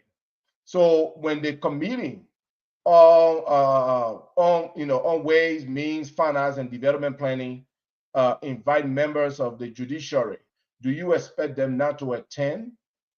That's part of their responsibility. So attending such budget or hearing and then benefiting from the budget does not again erase their judiciary or constitutional mandates. They must still carry on their functions to ensure that we pass laws in the country, to ensure that laws are interpreted in the country, to ensure that constitutional issues are addressed in the country. And who's responsible to address those constitutional issues? The Supreme Court of the Republic of Liberia. Thank you. So, Ture, you want to take your 30 seconds quickly? Yeah, so yeah, I understand where my brother Sandy is coming from, but I can also look at it from the other point, right?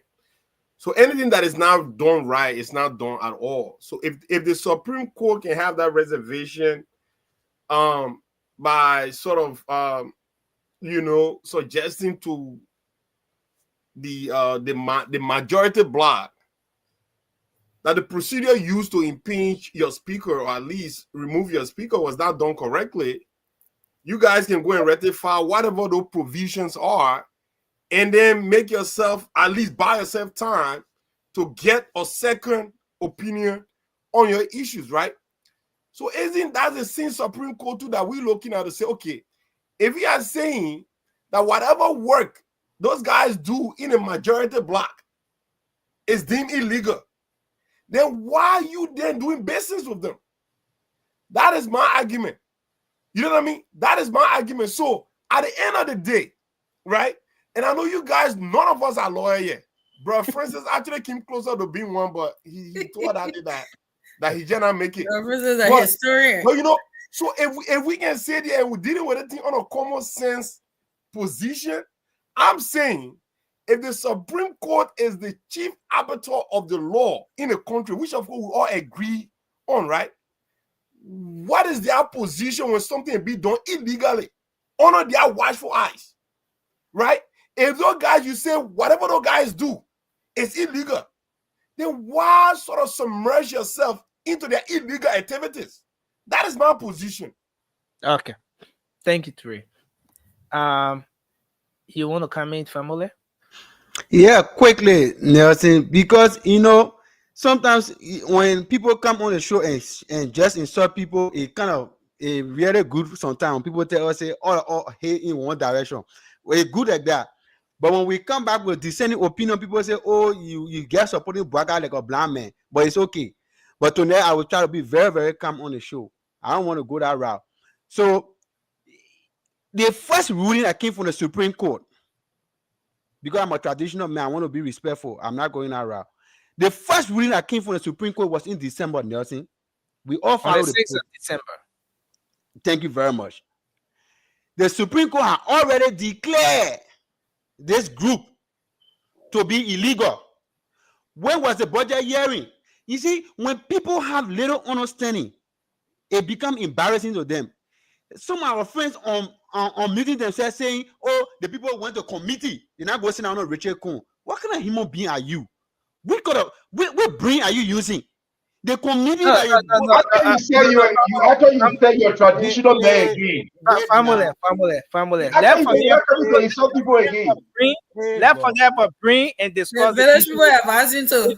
We're not discussing the kind of bring. I'm trying as much as possible not to use brain. The intellectual discipline is not there. Now, what you saying? Okay.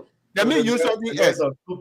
Let me use something else. See, they bring a vision somewhere. But I don't know what kind of cerebrum, what kind of cranium they're using. That is the same thing you're saying, my brother. They're having now.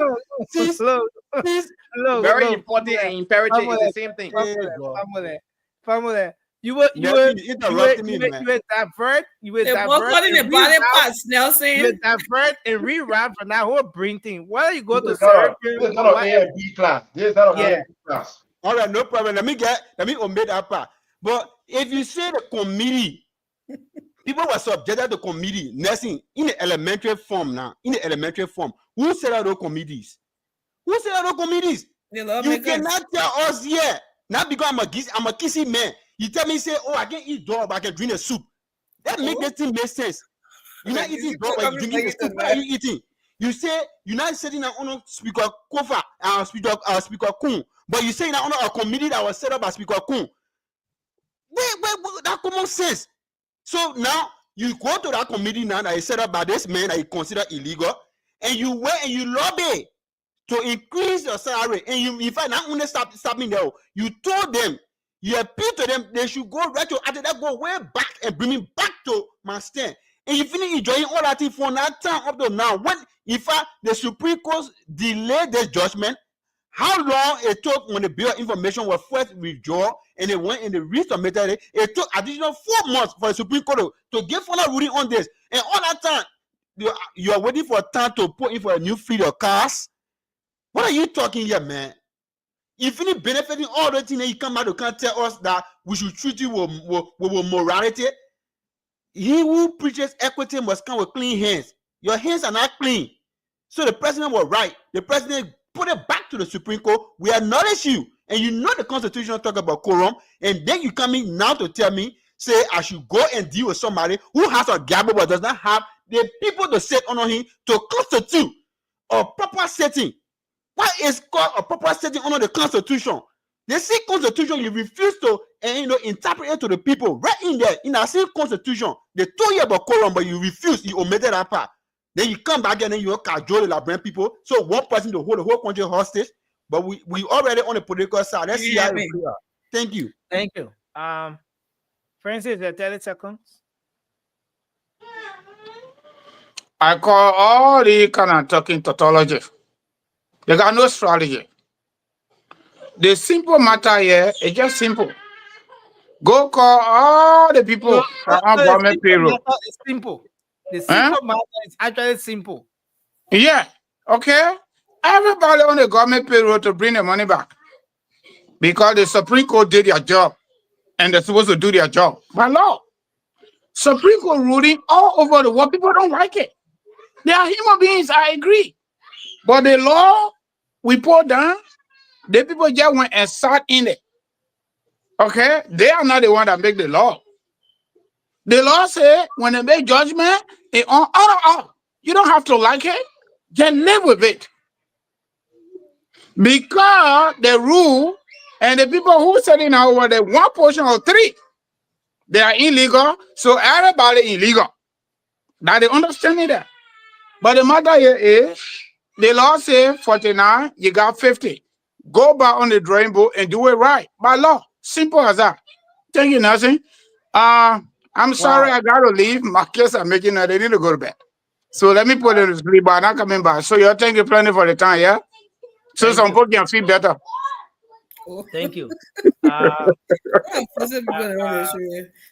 Anthony, you want to come in? Bravi, man. Good evening, everyone.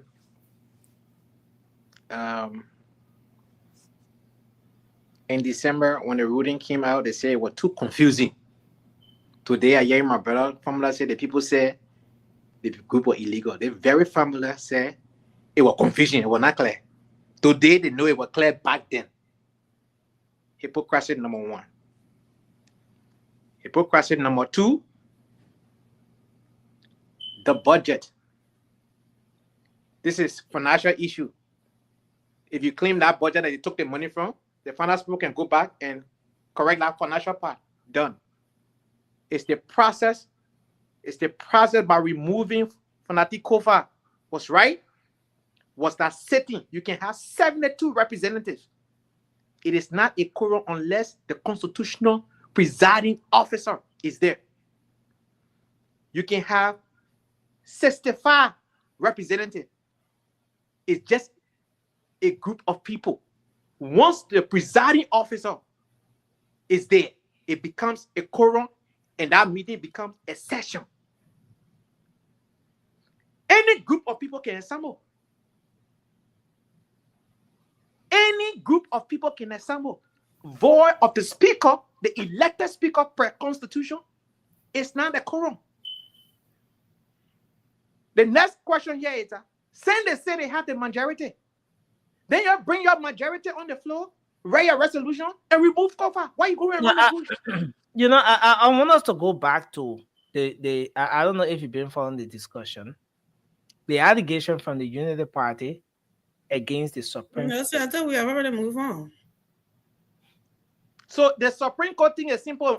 We're taking. I want to ask that: do you agree with the decision of the Supreme Court? Do all of those that are here who are now in favor of the article Kofa, do you agree with the decision of the Supreme Court? Yeah. Okay. Case closed, Nelson. I just don't agree for the country to be hostage. Listen. Case closed. Nelson, Article 65 of the Constitution. The Supreme Court is the only. Nelson, can you put 33 up to Article 33? I'm speaking of the 65 first. 33 is simple. 33 says you should have quorum. The word quorum there, in order to have quorum legislatively.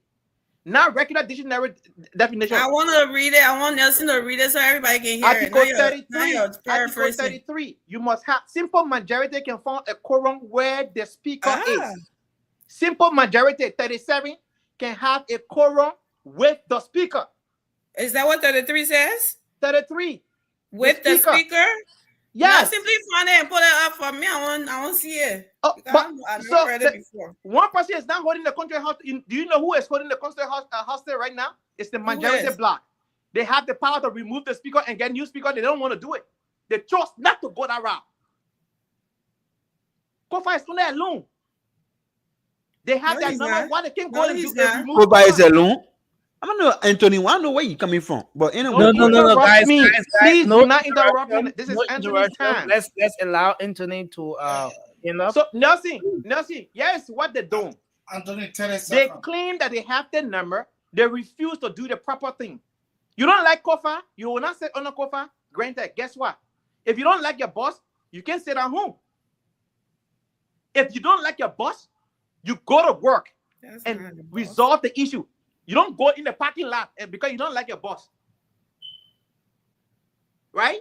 Fanatic Kofa is the head. It's the third person in command of the government of Liberia. From the president to the vice president and the speaker of the house. Fanatic Kofa did not put himself that he was elected by his peers. Right? If you don't like him, do what is right. The Constitution says you can remove him. Fanatic Kofa is not a permanent member of the speakership. He can be removed. But the Constitution says you need 49 members or more. If you have 49, go remove him. How hard it is? Why are you holding the country hostage? Why are you holding the country hostage? You have 49, go remove Kofa. If you do not have 49, come to a session until you have your 49. How hard is this thing, my people? These majority black, they are wicked to the Liberian people. They are very wicked. They don't like the country. They pretend that they love the country. If you have the number, remove Kofa. Remove him. Right now, iron gate to the door. The speaker office is now written personal property. Why you put the iron gate there? Thank you very much. We want to hold you there. So you see that hypocrisy? Maybe we should go to the phone lines and take some calls. Maybe we should go to the phone lines. I don't have my 30 seconds too. And have you found my 33? Because I want you to read that 33. No, you gotta find a 33, screenshot it and send it to me.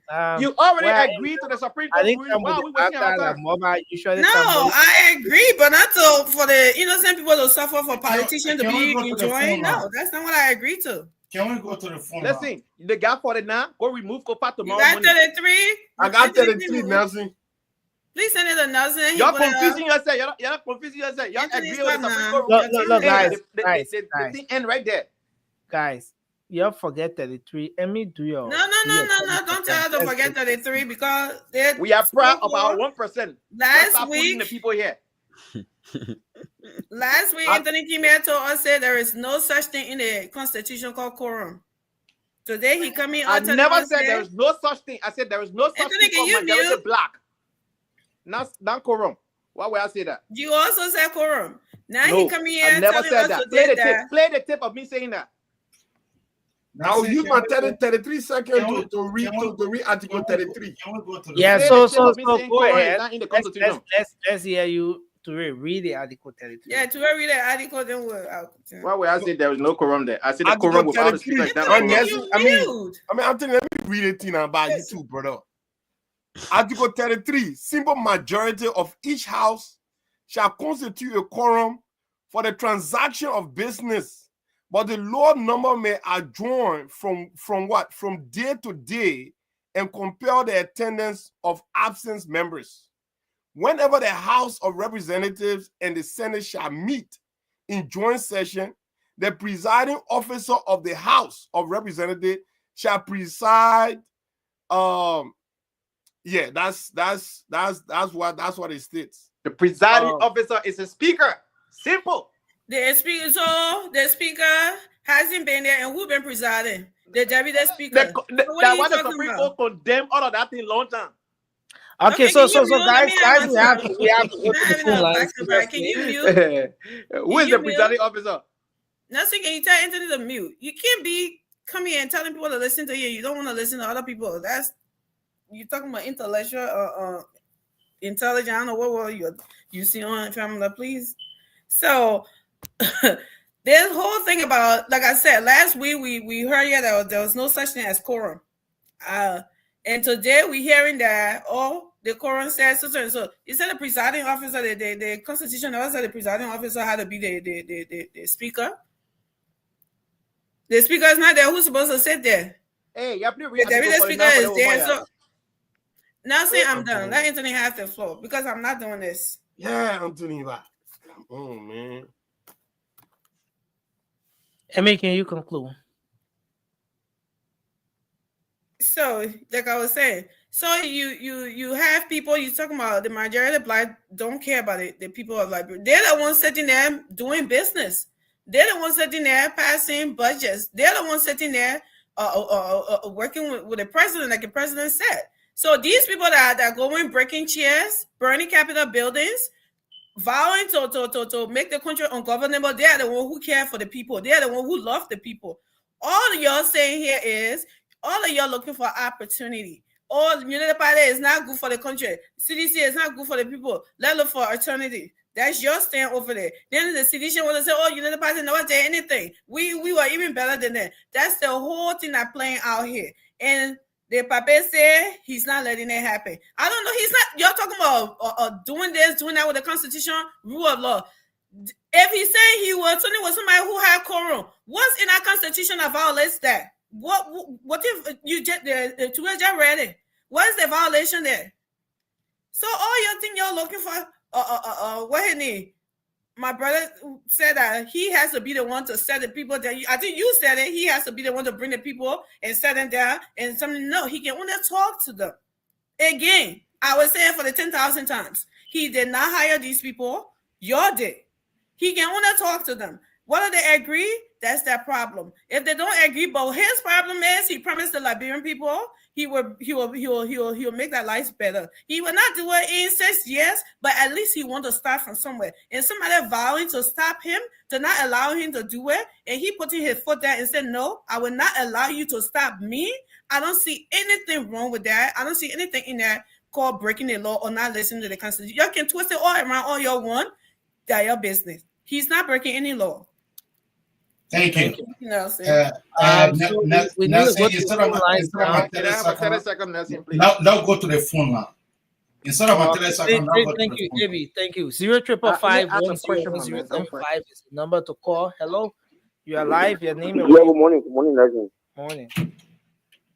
Thank you for picking my call. Abu, I'm calling from the town this morning. Yeah, go ahead. Nelson.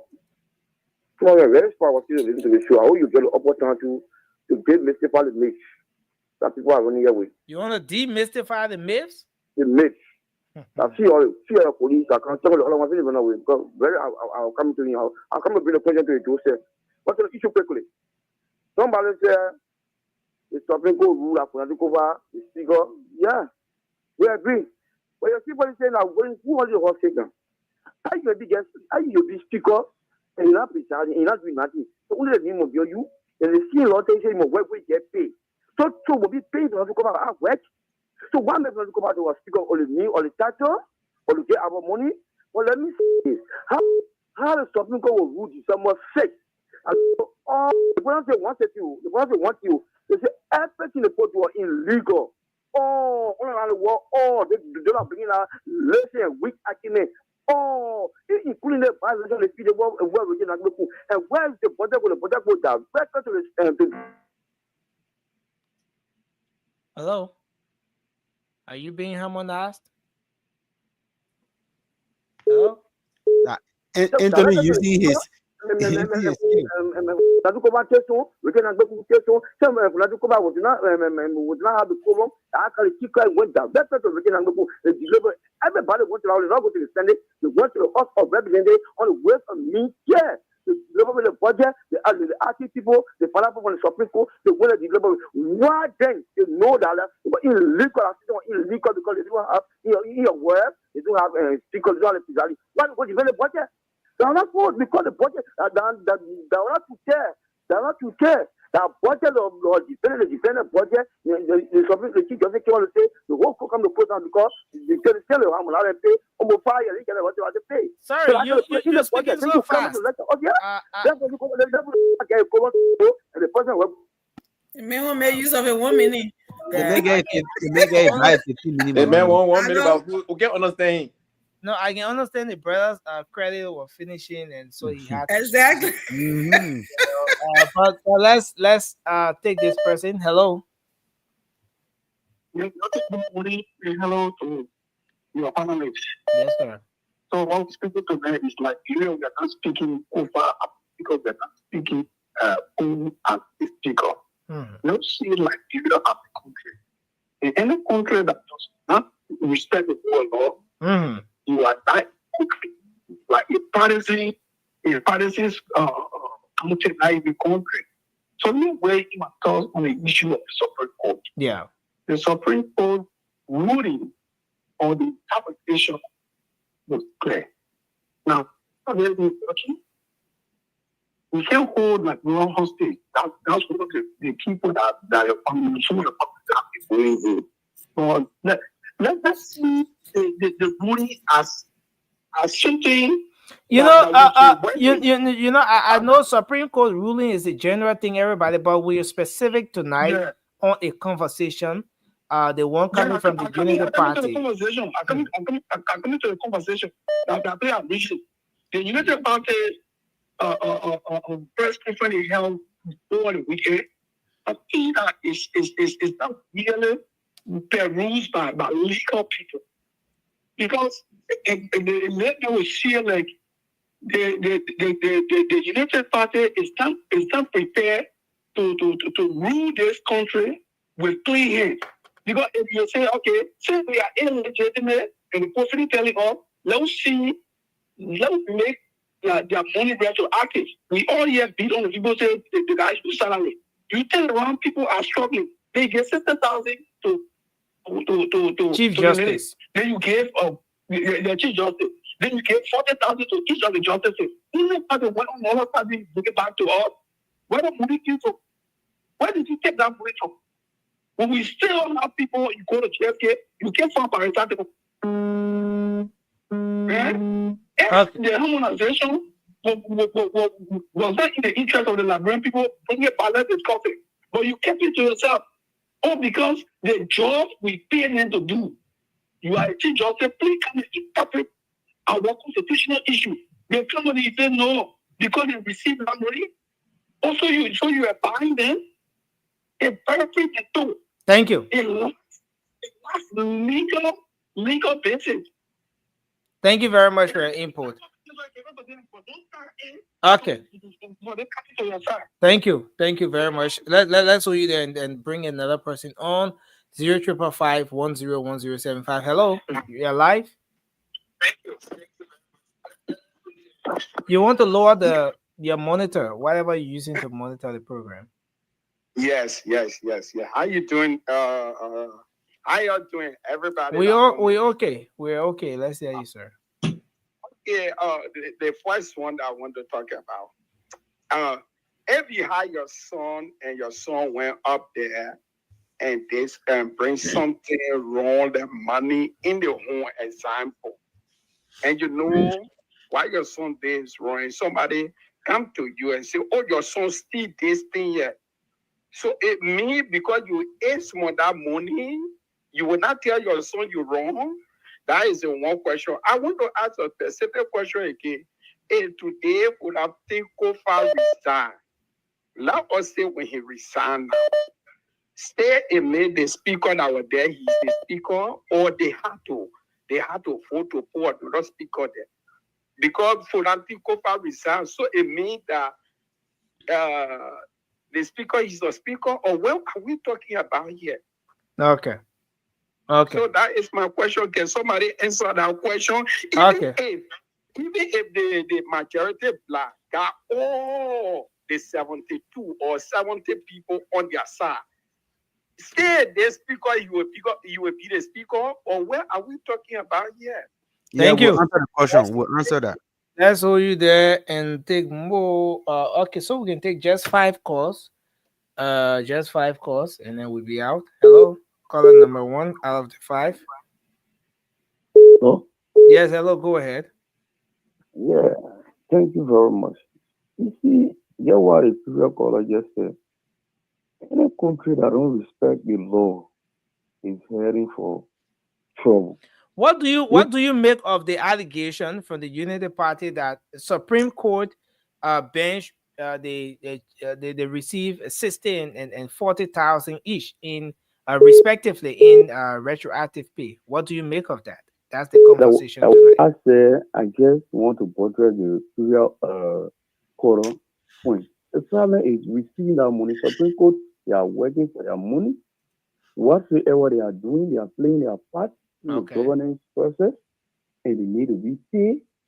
But the problem, let's come to this. You cannot tell me, with all you doing the right thing, say you holding the country at stake. Let me tell you, you know who is holding the country at stake? It's the executive that is holding the country at stake. Very simple.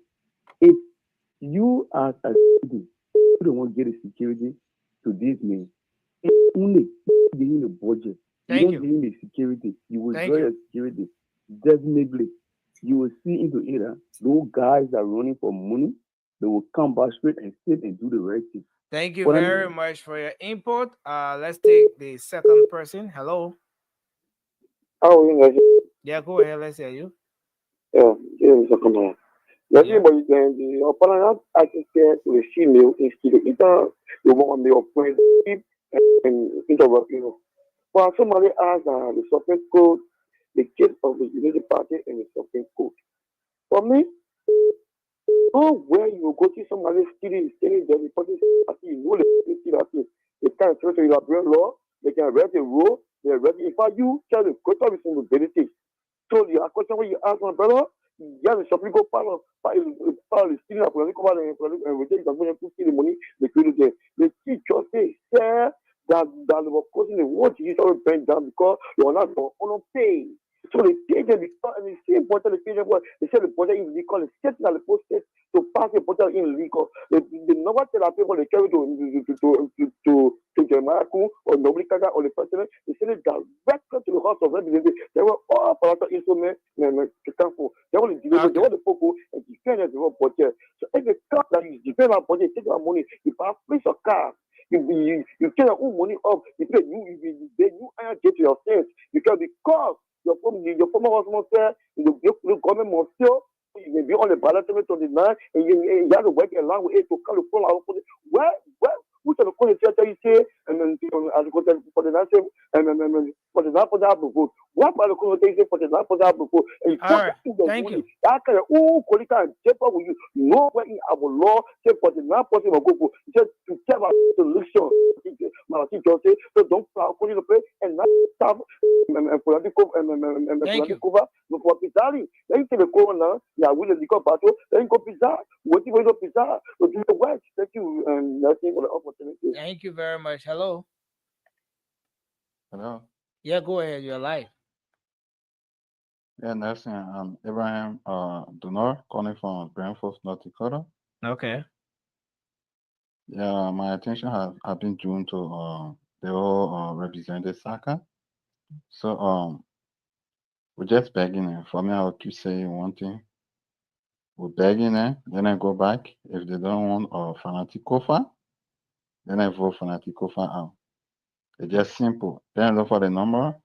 If Fanatic Kofa has the number, well, if Fanatic Kofa be the speaker, then he continue the job. Then he continue to bring people job. If he doesn't have the number, then Rachel Kun have the number. Rachel Kun can serve as a speaker. But that rebel behavior, I think, have to stop. Thank you. Bring program first. Thank you. No interest first. We're begging them. Thank you. They didn't do it and resolve these things. We're begging them. Please. Thank you. Hello. Hello. How you doing? Yeah, go ahead, sir. Yeah. Thank you there, man. Thanks to all of the panelists.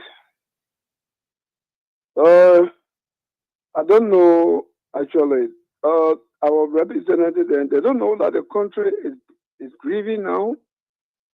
We are grieving as a citizen of this country. Hello, sir. I don't know, but for some reason we are discussing the issue with the Supreme Court and the Unity Party, the press conference on the weekend. We know that Supreme Court, the representative thing is a normal conversation now, but we are specific on the conversation tonight, sir. Yeah, I think this is my first time to call on your show concerning the Supreme Court and the House of Representatives. Okay, so yeah, so I want to speak on. Okay, so let me play. Let me just play this stuff again. Probably some of you just joined the show and you want to call in. It's a good thing to do. But it's always very important too to follow the conversation and all of that closely before calling on the show, and that way, you know, you're following closely and you know what the conversations are, and then if you want to make a contribution, then it's easier to do so. Furthermore, under the current fiscal, it is important to highlight that during the national budget hearing, the Supreme Court itself endorsed the participation of judicial financial team to advocate for a budgetary increase under the leadership of the Speaker, who they classify as illegitimate. Following the passage of the national budget, the Chief Justice authorized an increase in her salary, restoring it from pre-harmonization level, approved retroactive payment of $60,000 United States dollars for the Chief Justice and $40,000 each member of the Supreme Court bench. Okay, so this is our conversation for tonight. So we're going to take just 2 more calls, and then we wrap up for tonight. On the late night show, we'll come back to do our closing and all of that. Let's see if we take this person. Hello, welcome. Morning, LG. Yeah, hello, you're live. I'm Superman calling me the number 10. Okay. That be said, LG, I'm a vendor and giving Spoon FM with newspaper. And the business manager does not pay, but you know, see, you say, oh, Mr. Kamara, I have money, and that's my money, I'm entitled to it. I understand that scenario you try to pin out. Let me understand it well, and let's connect it to the this is what I'm telling you, right? Send the judges on the bench that entitled to payment. So when free newspaper to Spoon FM, they sort of pay me. If you Nelson come to me to come out, I have money, and I TV can to pay me. You know what I'm saying? I go take my money and sign for you, and you tell them my money. No, but if the army is supposed to pay you, and I call you say I get money for you. Yeah, you call me, and the finance minister will pay the chief justice. So go early there, and they tell them to buy the chief justice by increasing their salary. They couldn't buy the justices. That's big for that. That's a disappointment. They say, oh, we're just going to increase the bill money. So the bill ruin your favor. You don't treat the legal man like that. The bill went to school and calculate money and money. So they're disappointed that the kids when I give them. So if you look at like they're disappointed that all the time they didn't get for agreement. They did it on their own, thinking that you'll ruin our favor. Thank you. Let's hold you there and bring this person in. Hello, quickly. Let's hear you. Nancy. Yes, sir. Yeah, Nancy, my name is William. I call from Fargo. Yeah, William, go ahead. Yeah, Nancy, when it comes to the press conference or United Party towards the Supreme Court, for me, I don't want somebody to say United Party wasn't right.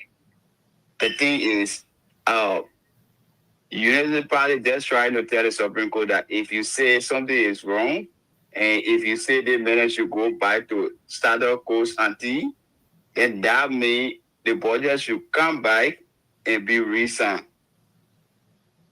So if the budget supposed to be re-signed, then all the money you advocated for yourself and your Supreme Court bench should be brought back. Then we start everything over. Then later on, the Supreme Court will know that the Supreme Court is working in the interest of them. Thank you. But if Supreme Court just jump in the middle and say all that thing you all do, like I saw Shannon you talking on one of when they were doing the hearing, I heard her yelling, if you get 1,000 person, everything is illegal. Yes, 1,000 person is illegal. Then the money you collected is illegal. So just bring the Palestine over. That all. Come on, man. The way you thought the money you collect illegal, tell my man, how can the legal person collect illegal money? No, don't do that thing to her. There's what say that salary illegal. They are illegal. Thank you. And then they collect illegal money from them. So let her bring the illegal money back so we can start the thing over. Thank you, Will. Thank you, Will. Let's hold you there. Let's hold you there. You know, yeah, the way you can leave it out sometimes, you can make it too raw. Hello. Yeah, how you doing? Yeah, go ahead. First of all, let me make this thing clear to you, Nelson.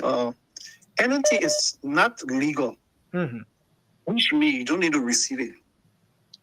The Supreme Court abandoned the national address. They were not legal in the sense that they did not go there.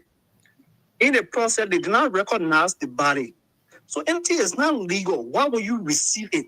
Why will you participate in that aspect? No, but the other one that was just SONA, but the other one that was budget issue. You had to go defend the budget. SONA, they did not recognize Kun because Kun was without SONA. And because that, Joseph Baga was there, and they do not want to go there because they said it was going to bring conflict. And the judge came on. She was the first person that came on and started talking, say, money can't buy me, money can't do this. So when the United Party people can talk about money too, where they put getting first one? She said it. Thank you. She said, I don't know how kind of money I will bring. It cannot buy anybody. Money can do this, money can do that. But she the same person that receiving money which is not legal. So the aspect that she just did, she just doing contradiction with herself. Thank you. So, thank you very much. Thank yeah. you. Thank you. What do you mean by money is not legal? I think we'll hold a course here. But there are a lot of things that could play out here. Now, most of us, I mean, we are all aware that the Chief Justice is supposed to be retiring by June. Honorably retiring. And so once you honorably retire, you get the benefits. You're going to be getting 50% of what you make as your current salary, or what the current salary of the whoever the Chief Justice is. But with the way the Unity Party is coming out now, spilling the beans, all the things that happen behind closed doors, and all the other things that coming out. What could possibly happen here between now and June? Because we have May and we have June. Anything could happen between now and May and June.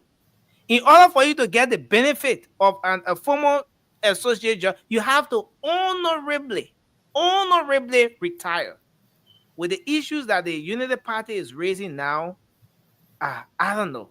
But we find ourselves in a very tight space. But I think we can do our closing now.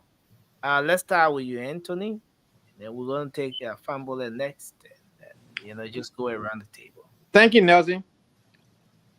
May God bless the Chief Justice of Liberia. Money can buy her. Unity Party people are only talking today because the case won the other side. If the case were gone Richard Combs' way, they money thing they're talking, they wouldn't have talked about it. They talk about doing all of what they did. What changed that woman's mind to rule in their favor. The law is the law. You don't like it, you like it. God told his supporter in the great United States 2004, I don't like the ruling of the Supreme Court. However, I respect it. No need for protest. We respect the rule of law. And he gave way to George Bush to rule America. You understand? The Supreme Court has ruled. Whether you like it, you don't like it, it's over with. Live with the result. Live with it. That's what it is. The budget was passed illegally. They said it.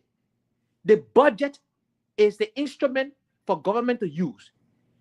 It's not stolen money. They earn their salary. They didn't break no bank. They didn't steal money from anybody. That salary they gave them is their earned salary. So, the finance people, whatever retro payment they do or whatever they think, the finance people can correct that one. That are business. But the Supreme Court will not bend the rule, the Constitution, for what they did. The Supreme Court accepted their salary because they worked for it. Not only just the Supreme Court, every one of them. The same Unity Party folks still holding other lawmakers' salary and benefits. They're still holding it. 20 seconds, Anthony. But they said they love the country. Look, just stop the hypocrisy. You can't be a governing party and be this angry. You say the other people are not doing good. The country in your hand now. Leave our country in peace. Or leave. Tomorrow, Tuesday, and the opposition will conclude. And whatever comes out of it, we have to make sure that Liberia is a place that people will respect the rule of law. Thank you, Anthony. Famole?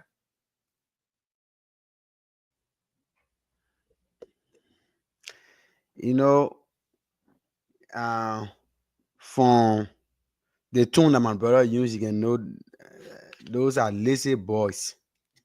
You run away, lazy boys. Opposition should conclude. Why would you go to an opposition party that get 1% to do conclusion?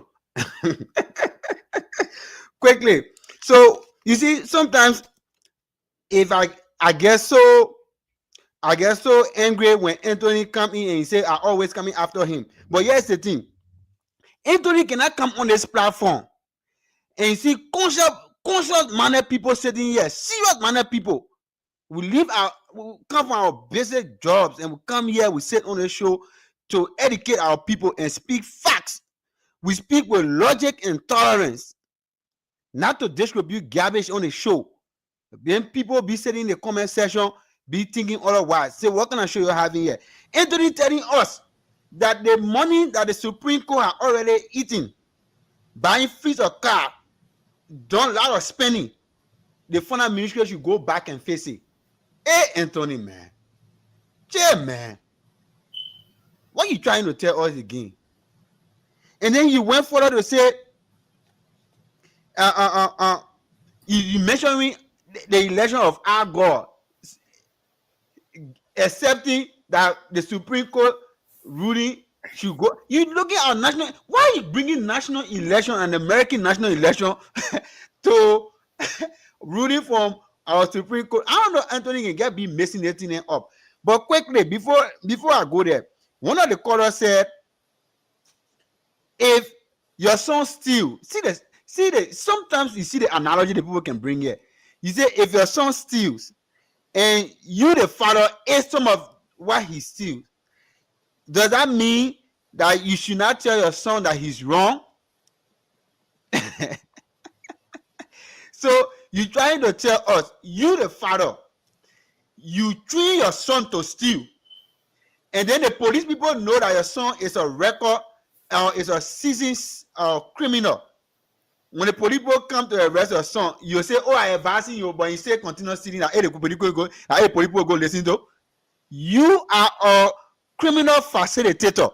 In fact, you under the law, you will be charged. So I don't know how you're trying to analogize to say the Supreme Court will eat money and even went on to negotiate for retroactive pay for the same people that you consider illegal. That's double standard.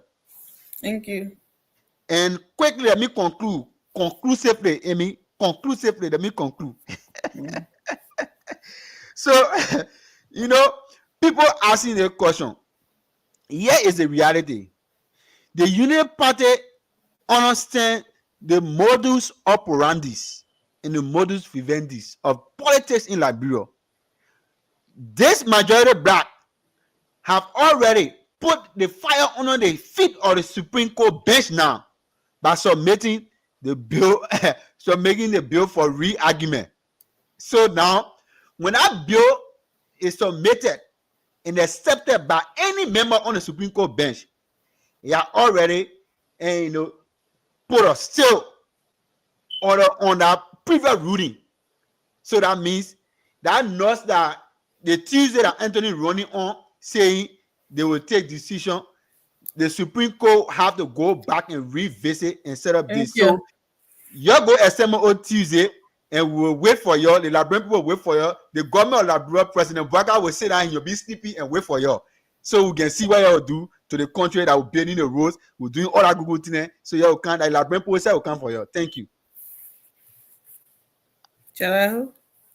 Well, thank you for having us. What is submitted before the Supreme Court is not a bill, it's not a law, it's a petition, a request for re-hearing of the case. Yeah, any way you want to call it, my man. Here is the thing. You see, the Unity Party position today sent a clear contradiction between them and the majority black position. And what do I mean? Now, the majority black, we can clearly see now align with the Unity Party. Or should I say the Unity Party align with the majority black? So by the majority black going back to the court, asking them for re-hearing, and the Unity Party coming out and condemning the court, there's a clear contradiction there. The Unity Party is publicly arguing that the Supreme Court ruling is invalid because the court participated in the 2025 budget hearing and supposedly compromised themselves. That's the argument. So they are questioning the court moral and legal authority to even rule on this case, right? The Unity Party statement today is very defiant to the court decision. But then the team that you support, which is the majority black, which align with you, recognizes, acknowledges the court decision, the court final interpretation. And we know that because the majority black have filed a formal petition for rehearing. If they had not agreed or at least acknowledged the court decision, they won't have filed a petition for rehearing.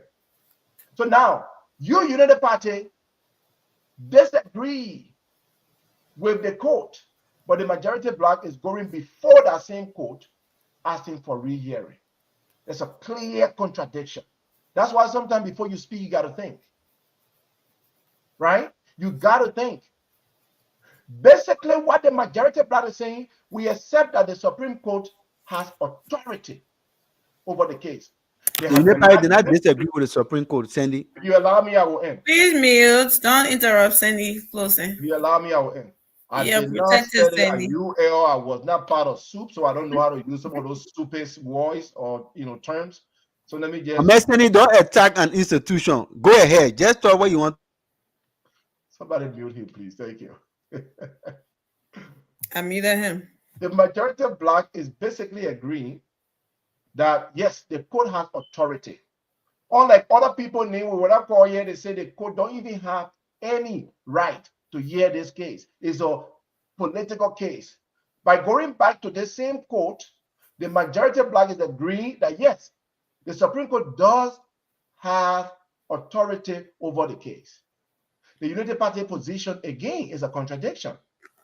You disagree when you come out to reference budget that benefit every employee of the government and saying because you are receiving your just benefit, your constitutional mandate should be erased. Yet the group that you support is going back to that Supreme Court to say, please hear this case again. That's the contradiction. That's the contradiction. You cannot, at the same time, argue publicly that the Supreme Court decision is invalid, and you question its credibility, yet you asking them to rehear the case. And I'm aligning these two groups, the Unity Party and the majority bloc, they are aligned. We can clearly see now that they are aligned. Thank you. So what we should take away here, this political institution should be very careful in responding to legal issues or legal ruling and not make people to clearly see that what we have been arguing all this time is actually true, that you have been the sponsor of this so-called majority bloc. Thank you. Thank you. I don't see how is that, but go ahead. Well, look, at the end of the day, Bro Sandy can come and try to, cajole us, curtail, pivot, do anything my brother want to do. It still remains on the fact that the Supreme Court brought herself to this public ridicule, my brother. Absolutely. Right? Look, let me tell you something, right? I personally, when something is illegal, I know it's illegal. I will not do anything for me to assert myself or at least be associated with that legal institution or that legal body. You know what I'm saying? Because I know whatever work they will be doing constitutionally, because that's what the Supreme Court said. That's what they said in their December ruling. So how come now you have said that anything these guys that you deem to be illegal, that whatever they do within their jurisdictionary powers is unconstitutional? Then how come you, the Supreme Court, now is willfully bringing yourself to do business with these people? I would have said maybe the Supreme Court should have used their position to protest. Mm-hmm. To protest that, what? We're gonna protest our wages, our benefits, to stand for the Constitution. The Constitution we're supposed to defend and protect. Yeah, right. That should have been the Supreme Court position. But you see, the problem is Labrador was funded on fraud. All of its entities and institutions are all fraudulently made. And I think you and I can agree on that, even though you probably might not. But I truly believe that everything in our country is just different. But for the sanity of everything now, we have a country. Labrador does not have constitutional problem. Labrador have moral problem. Yeah. The Constitution is clear on the books, Andy. We just have morals problem. People down there, majority of them are morally bankrupt. And the institution that are supposed to preside and rule on fairness and just by the Constitution if that same institution is willing to bend the constitution that is supposed to, interpret to some of us that are now lawyers, we're bending in a way that even with the ruling right now in Kofa's in Kofa's favor, right? But the Supreme Court is also saying that we're not going to deal with the fact that Kofa will need to commence quorum to be able to facilitate his work. So how can you give the man the power, but the ability to do his job does not exist? And that's why the president is telling the president, say, okay, great. I acknowledge your ruling. I'm not saying what your ruling is wrong, but you have to tell us what constitutes quorum. What constitutes quorum? Because Kofa will not be able to do his job in the absence of having quorum. And that's why the president say, I'm not going to subject this country or hold this country in hostage for one individual. And I'm willing to do business with the department that controls quorum. The same department that the Supreme Court is willing to work with in the passage of the national budget, in which the Supreme Court had a court. So you see, and Sandy, you started this show, you made a position that I totally agree with you on.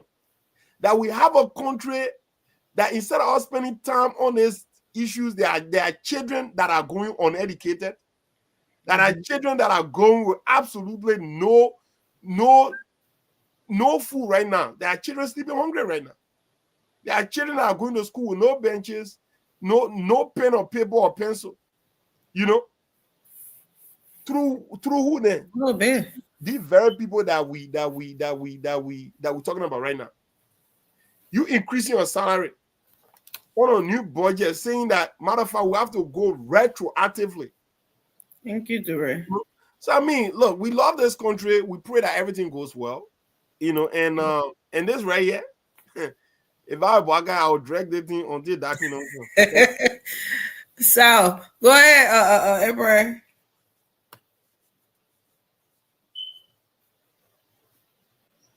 Yeah, I strongly believe that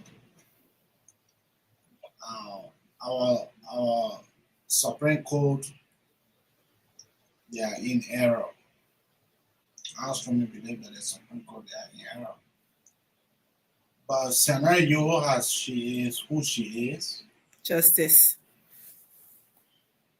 As Scenario is what she is, Justice Scenario. I mean, we understand that she need some money for her part of war. Chief Justice. And so on that basis, that's the reason why she went out for her to go send her financial team to the illegal people. After she have gotten all of her fleet of vehicles to the illegal committee. But we understand that. I love the way the Unity Party is carrying the whole debate. And for my friend and brother family information, the Supreme Court has accepted it. The Supreme Court has accepted it. So that means that the previous ruling is not a void. It's completely trash now. I'm sorry. So we look forward to them debating for us to be able to hear what they have to say. But my friend and brother says something here. The Supreme Court, they don't know what they did. Because one of their own came out and the justice said that what they voted on, that was not what was brought forth to the public. Say what? Yeah. Judge just quick basic. He said it clear what they voted on. It was not what the Chief Justice came to read to the public. So Brian Villa. Okay. So that means we understand. Thank you. We understand all of because now the madam need to retire few months from now. There you go. Thank you. You know, guys, that particular statement, I must say it here clearly, it remains an allegation from the Unity Party to the Supreme Court. The media team from the judiciary can agree or disagree. It remains an allegation, but it's coming from a strong source such as the Unity Party, you know, but it remains an allegation for now that the Chief Justice took 60,000 in retroactive benefits and all of that. But Emmy, you want to just take us home because we're seriously out of time. I hope I'll get my time in too. So, few things, right? Where's Cindy go? Come back. So, few things. You know, when people calling in at feelings and giving scenarios that does not even align with the situation on hand, is just something. Somebody call it say Moali and Emastua, and they won't just giving people money to tell you what does Moali and Emastua have to do with it, with a budget? What do they have to do with money being shared to various entity or whatever?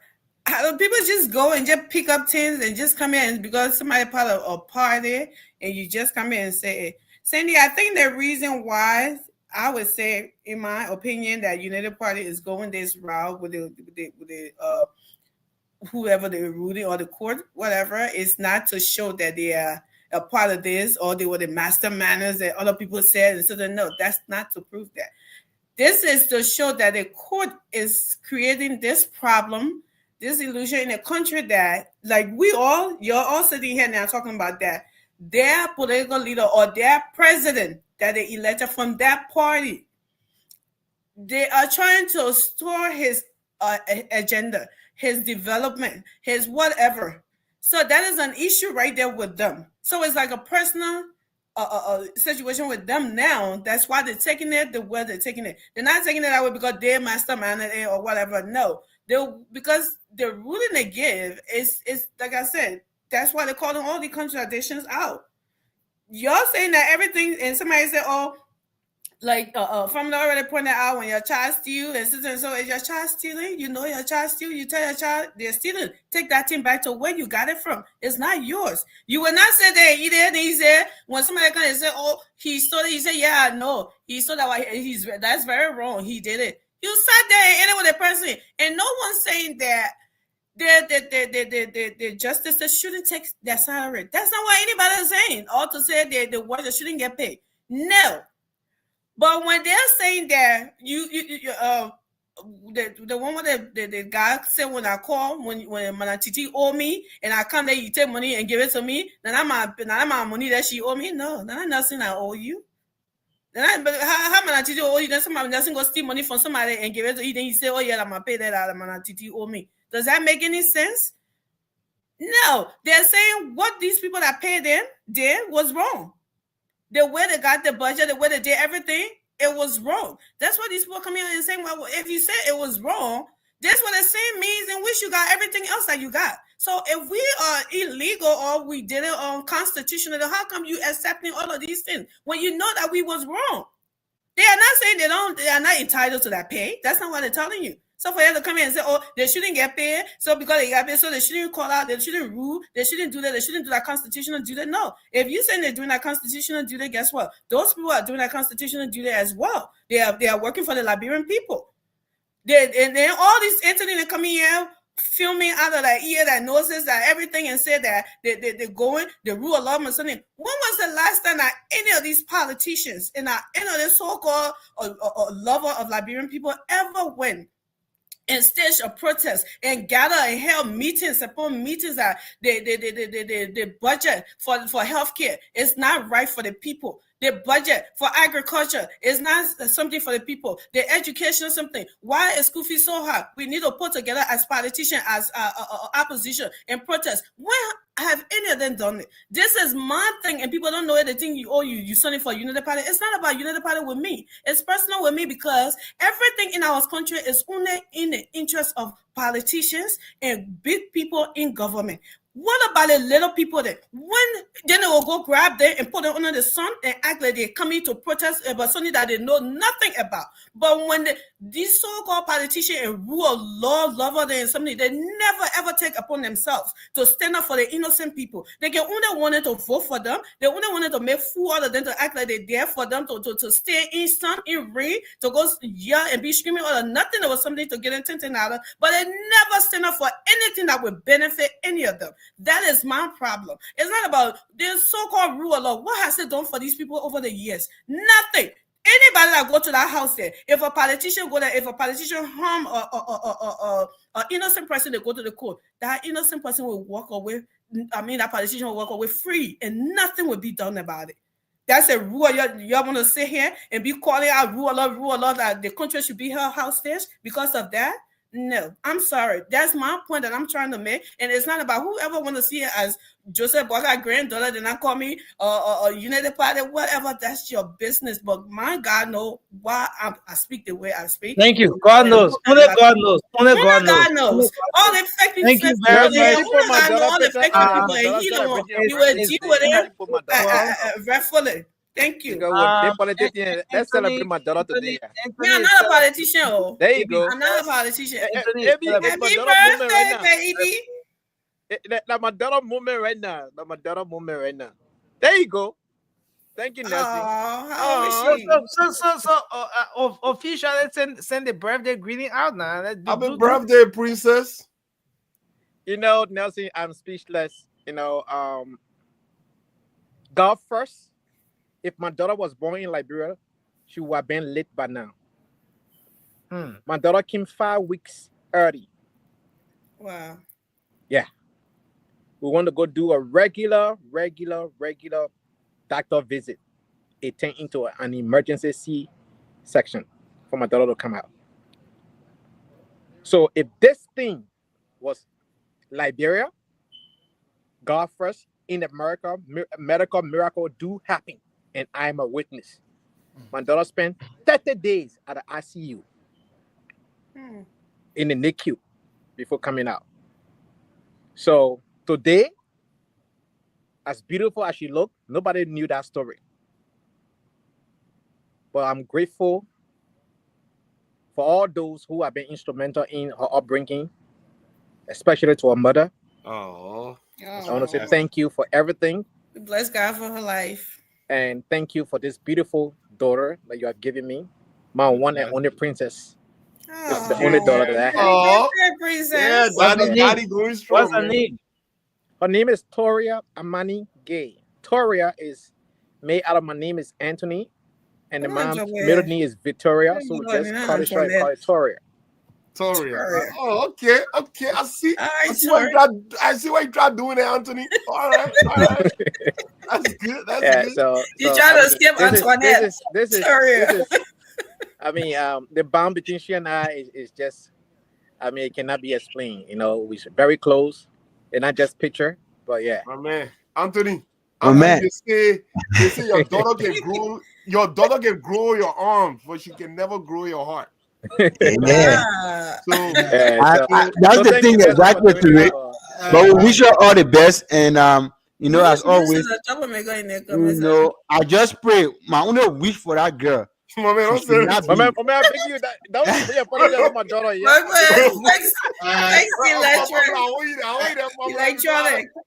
Let me ask you. How is the LEC right now? Nelson, pull it. Or the LEC still running on LEC, right? Remember, my mom, you can't wait. No electricity down there. Nelson, pull fix the electronic comment up about me. So I want to say, we want to say happy birthday to you. Toria. Happy birthday, baby girl. Happy I birthday, celebrate your Tori. birthday today. How On old behalf is of she, the Anthony? big- You didn't She say. just turned 8 today. Today, on the 29th, Happy she just turned 8 birthday. years old today.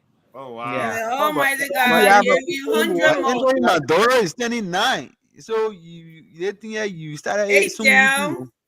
100 to What? go. Let Anthony My man, I have start a out. son who is a Sergeant 9 in the U.S. Army. What are you talking about? Oh, snap. All right, so guys, we want to say thanks to everyone. Toria, happy birthday. Anthony, a proud father here. That the picture the man took Nelson, I after, beg you put that comment up. after taking the fix picture electronics. that he wanted to use for the senatorial seat. I.e. hold his gun Like and I his- know you always Nancy, sound like Nancy, he or like she Nancy, always something. the man took his Nelson, car. I beg you put that comment up.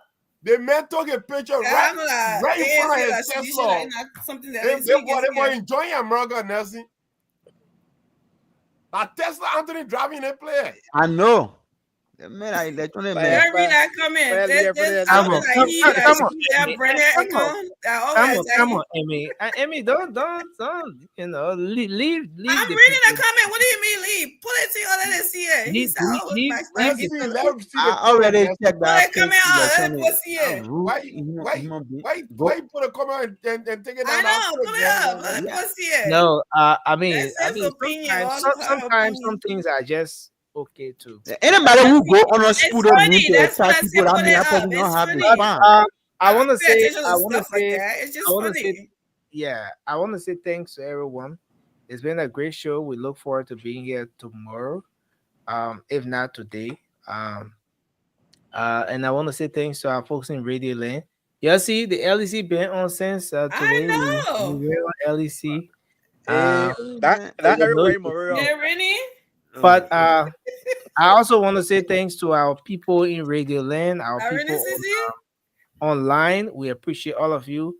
And Friday will be my birthday. So and Anthony, you know, Anthony is the anyway. birthday I'm going committee to chair. all comments for now. No, we need to do something for you, Nancy. I mean, I The didn't chairman know. on enjoyment and refreshment. Birthday committee. News You know, The chairman on refreshment and enjoyment. Anthony. Noosh say he get his News, ticket. We please have go to to bed and stop sending you all home, man. So thanks a lot to everyone. We look forward to being here tomorrow. Until then, thanks to you, Anthony Gay, for being on tonight. Thank you, Maxwell family, for being on. Batala Ball, we appreciate you. Batala, I even see a Batala. Thank you for being here. And of course, Amy, we appreciate you. Folks, I'm Nelson Colette. Have a good night, and let's hope we can be here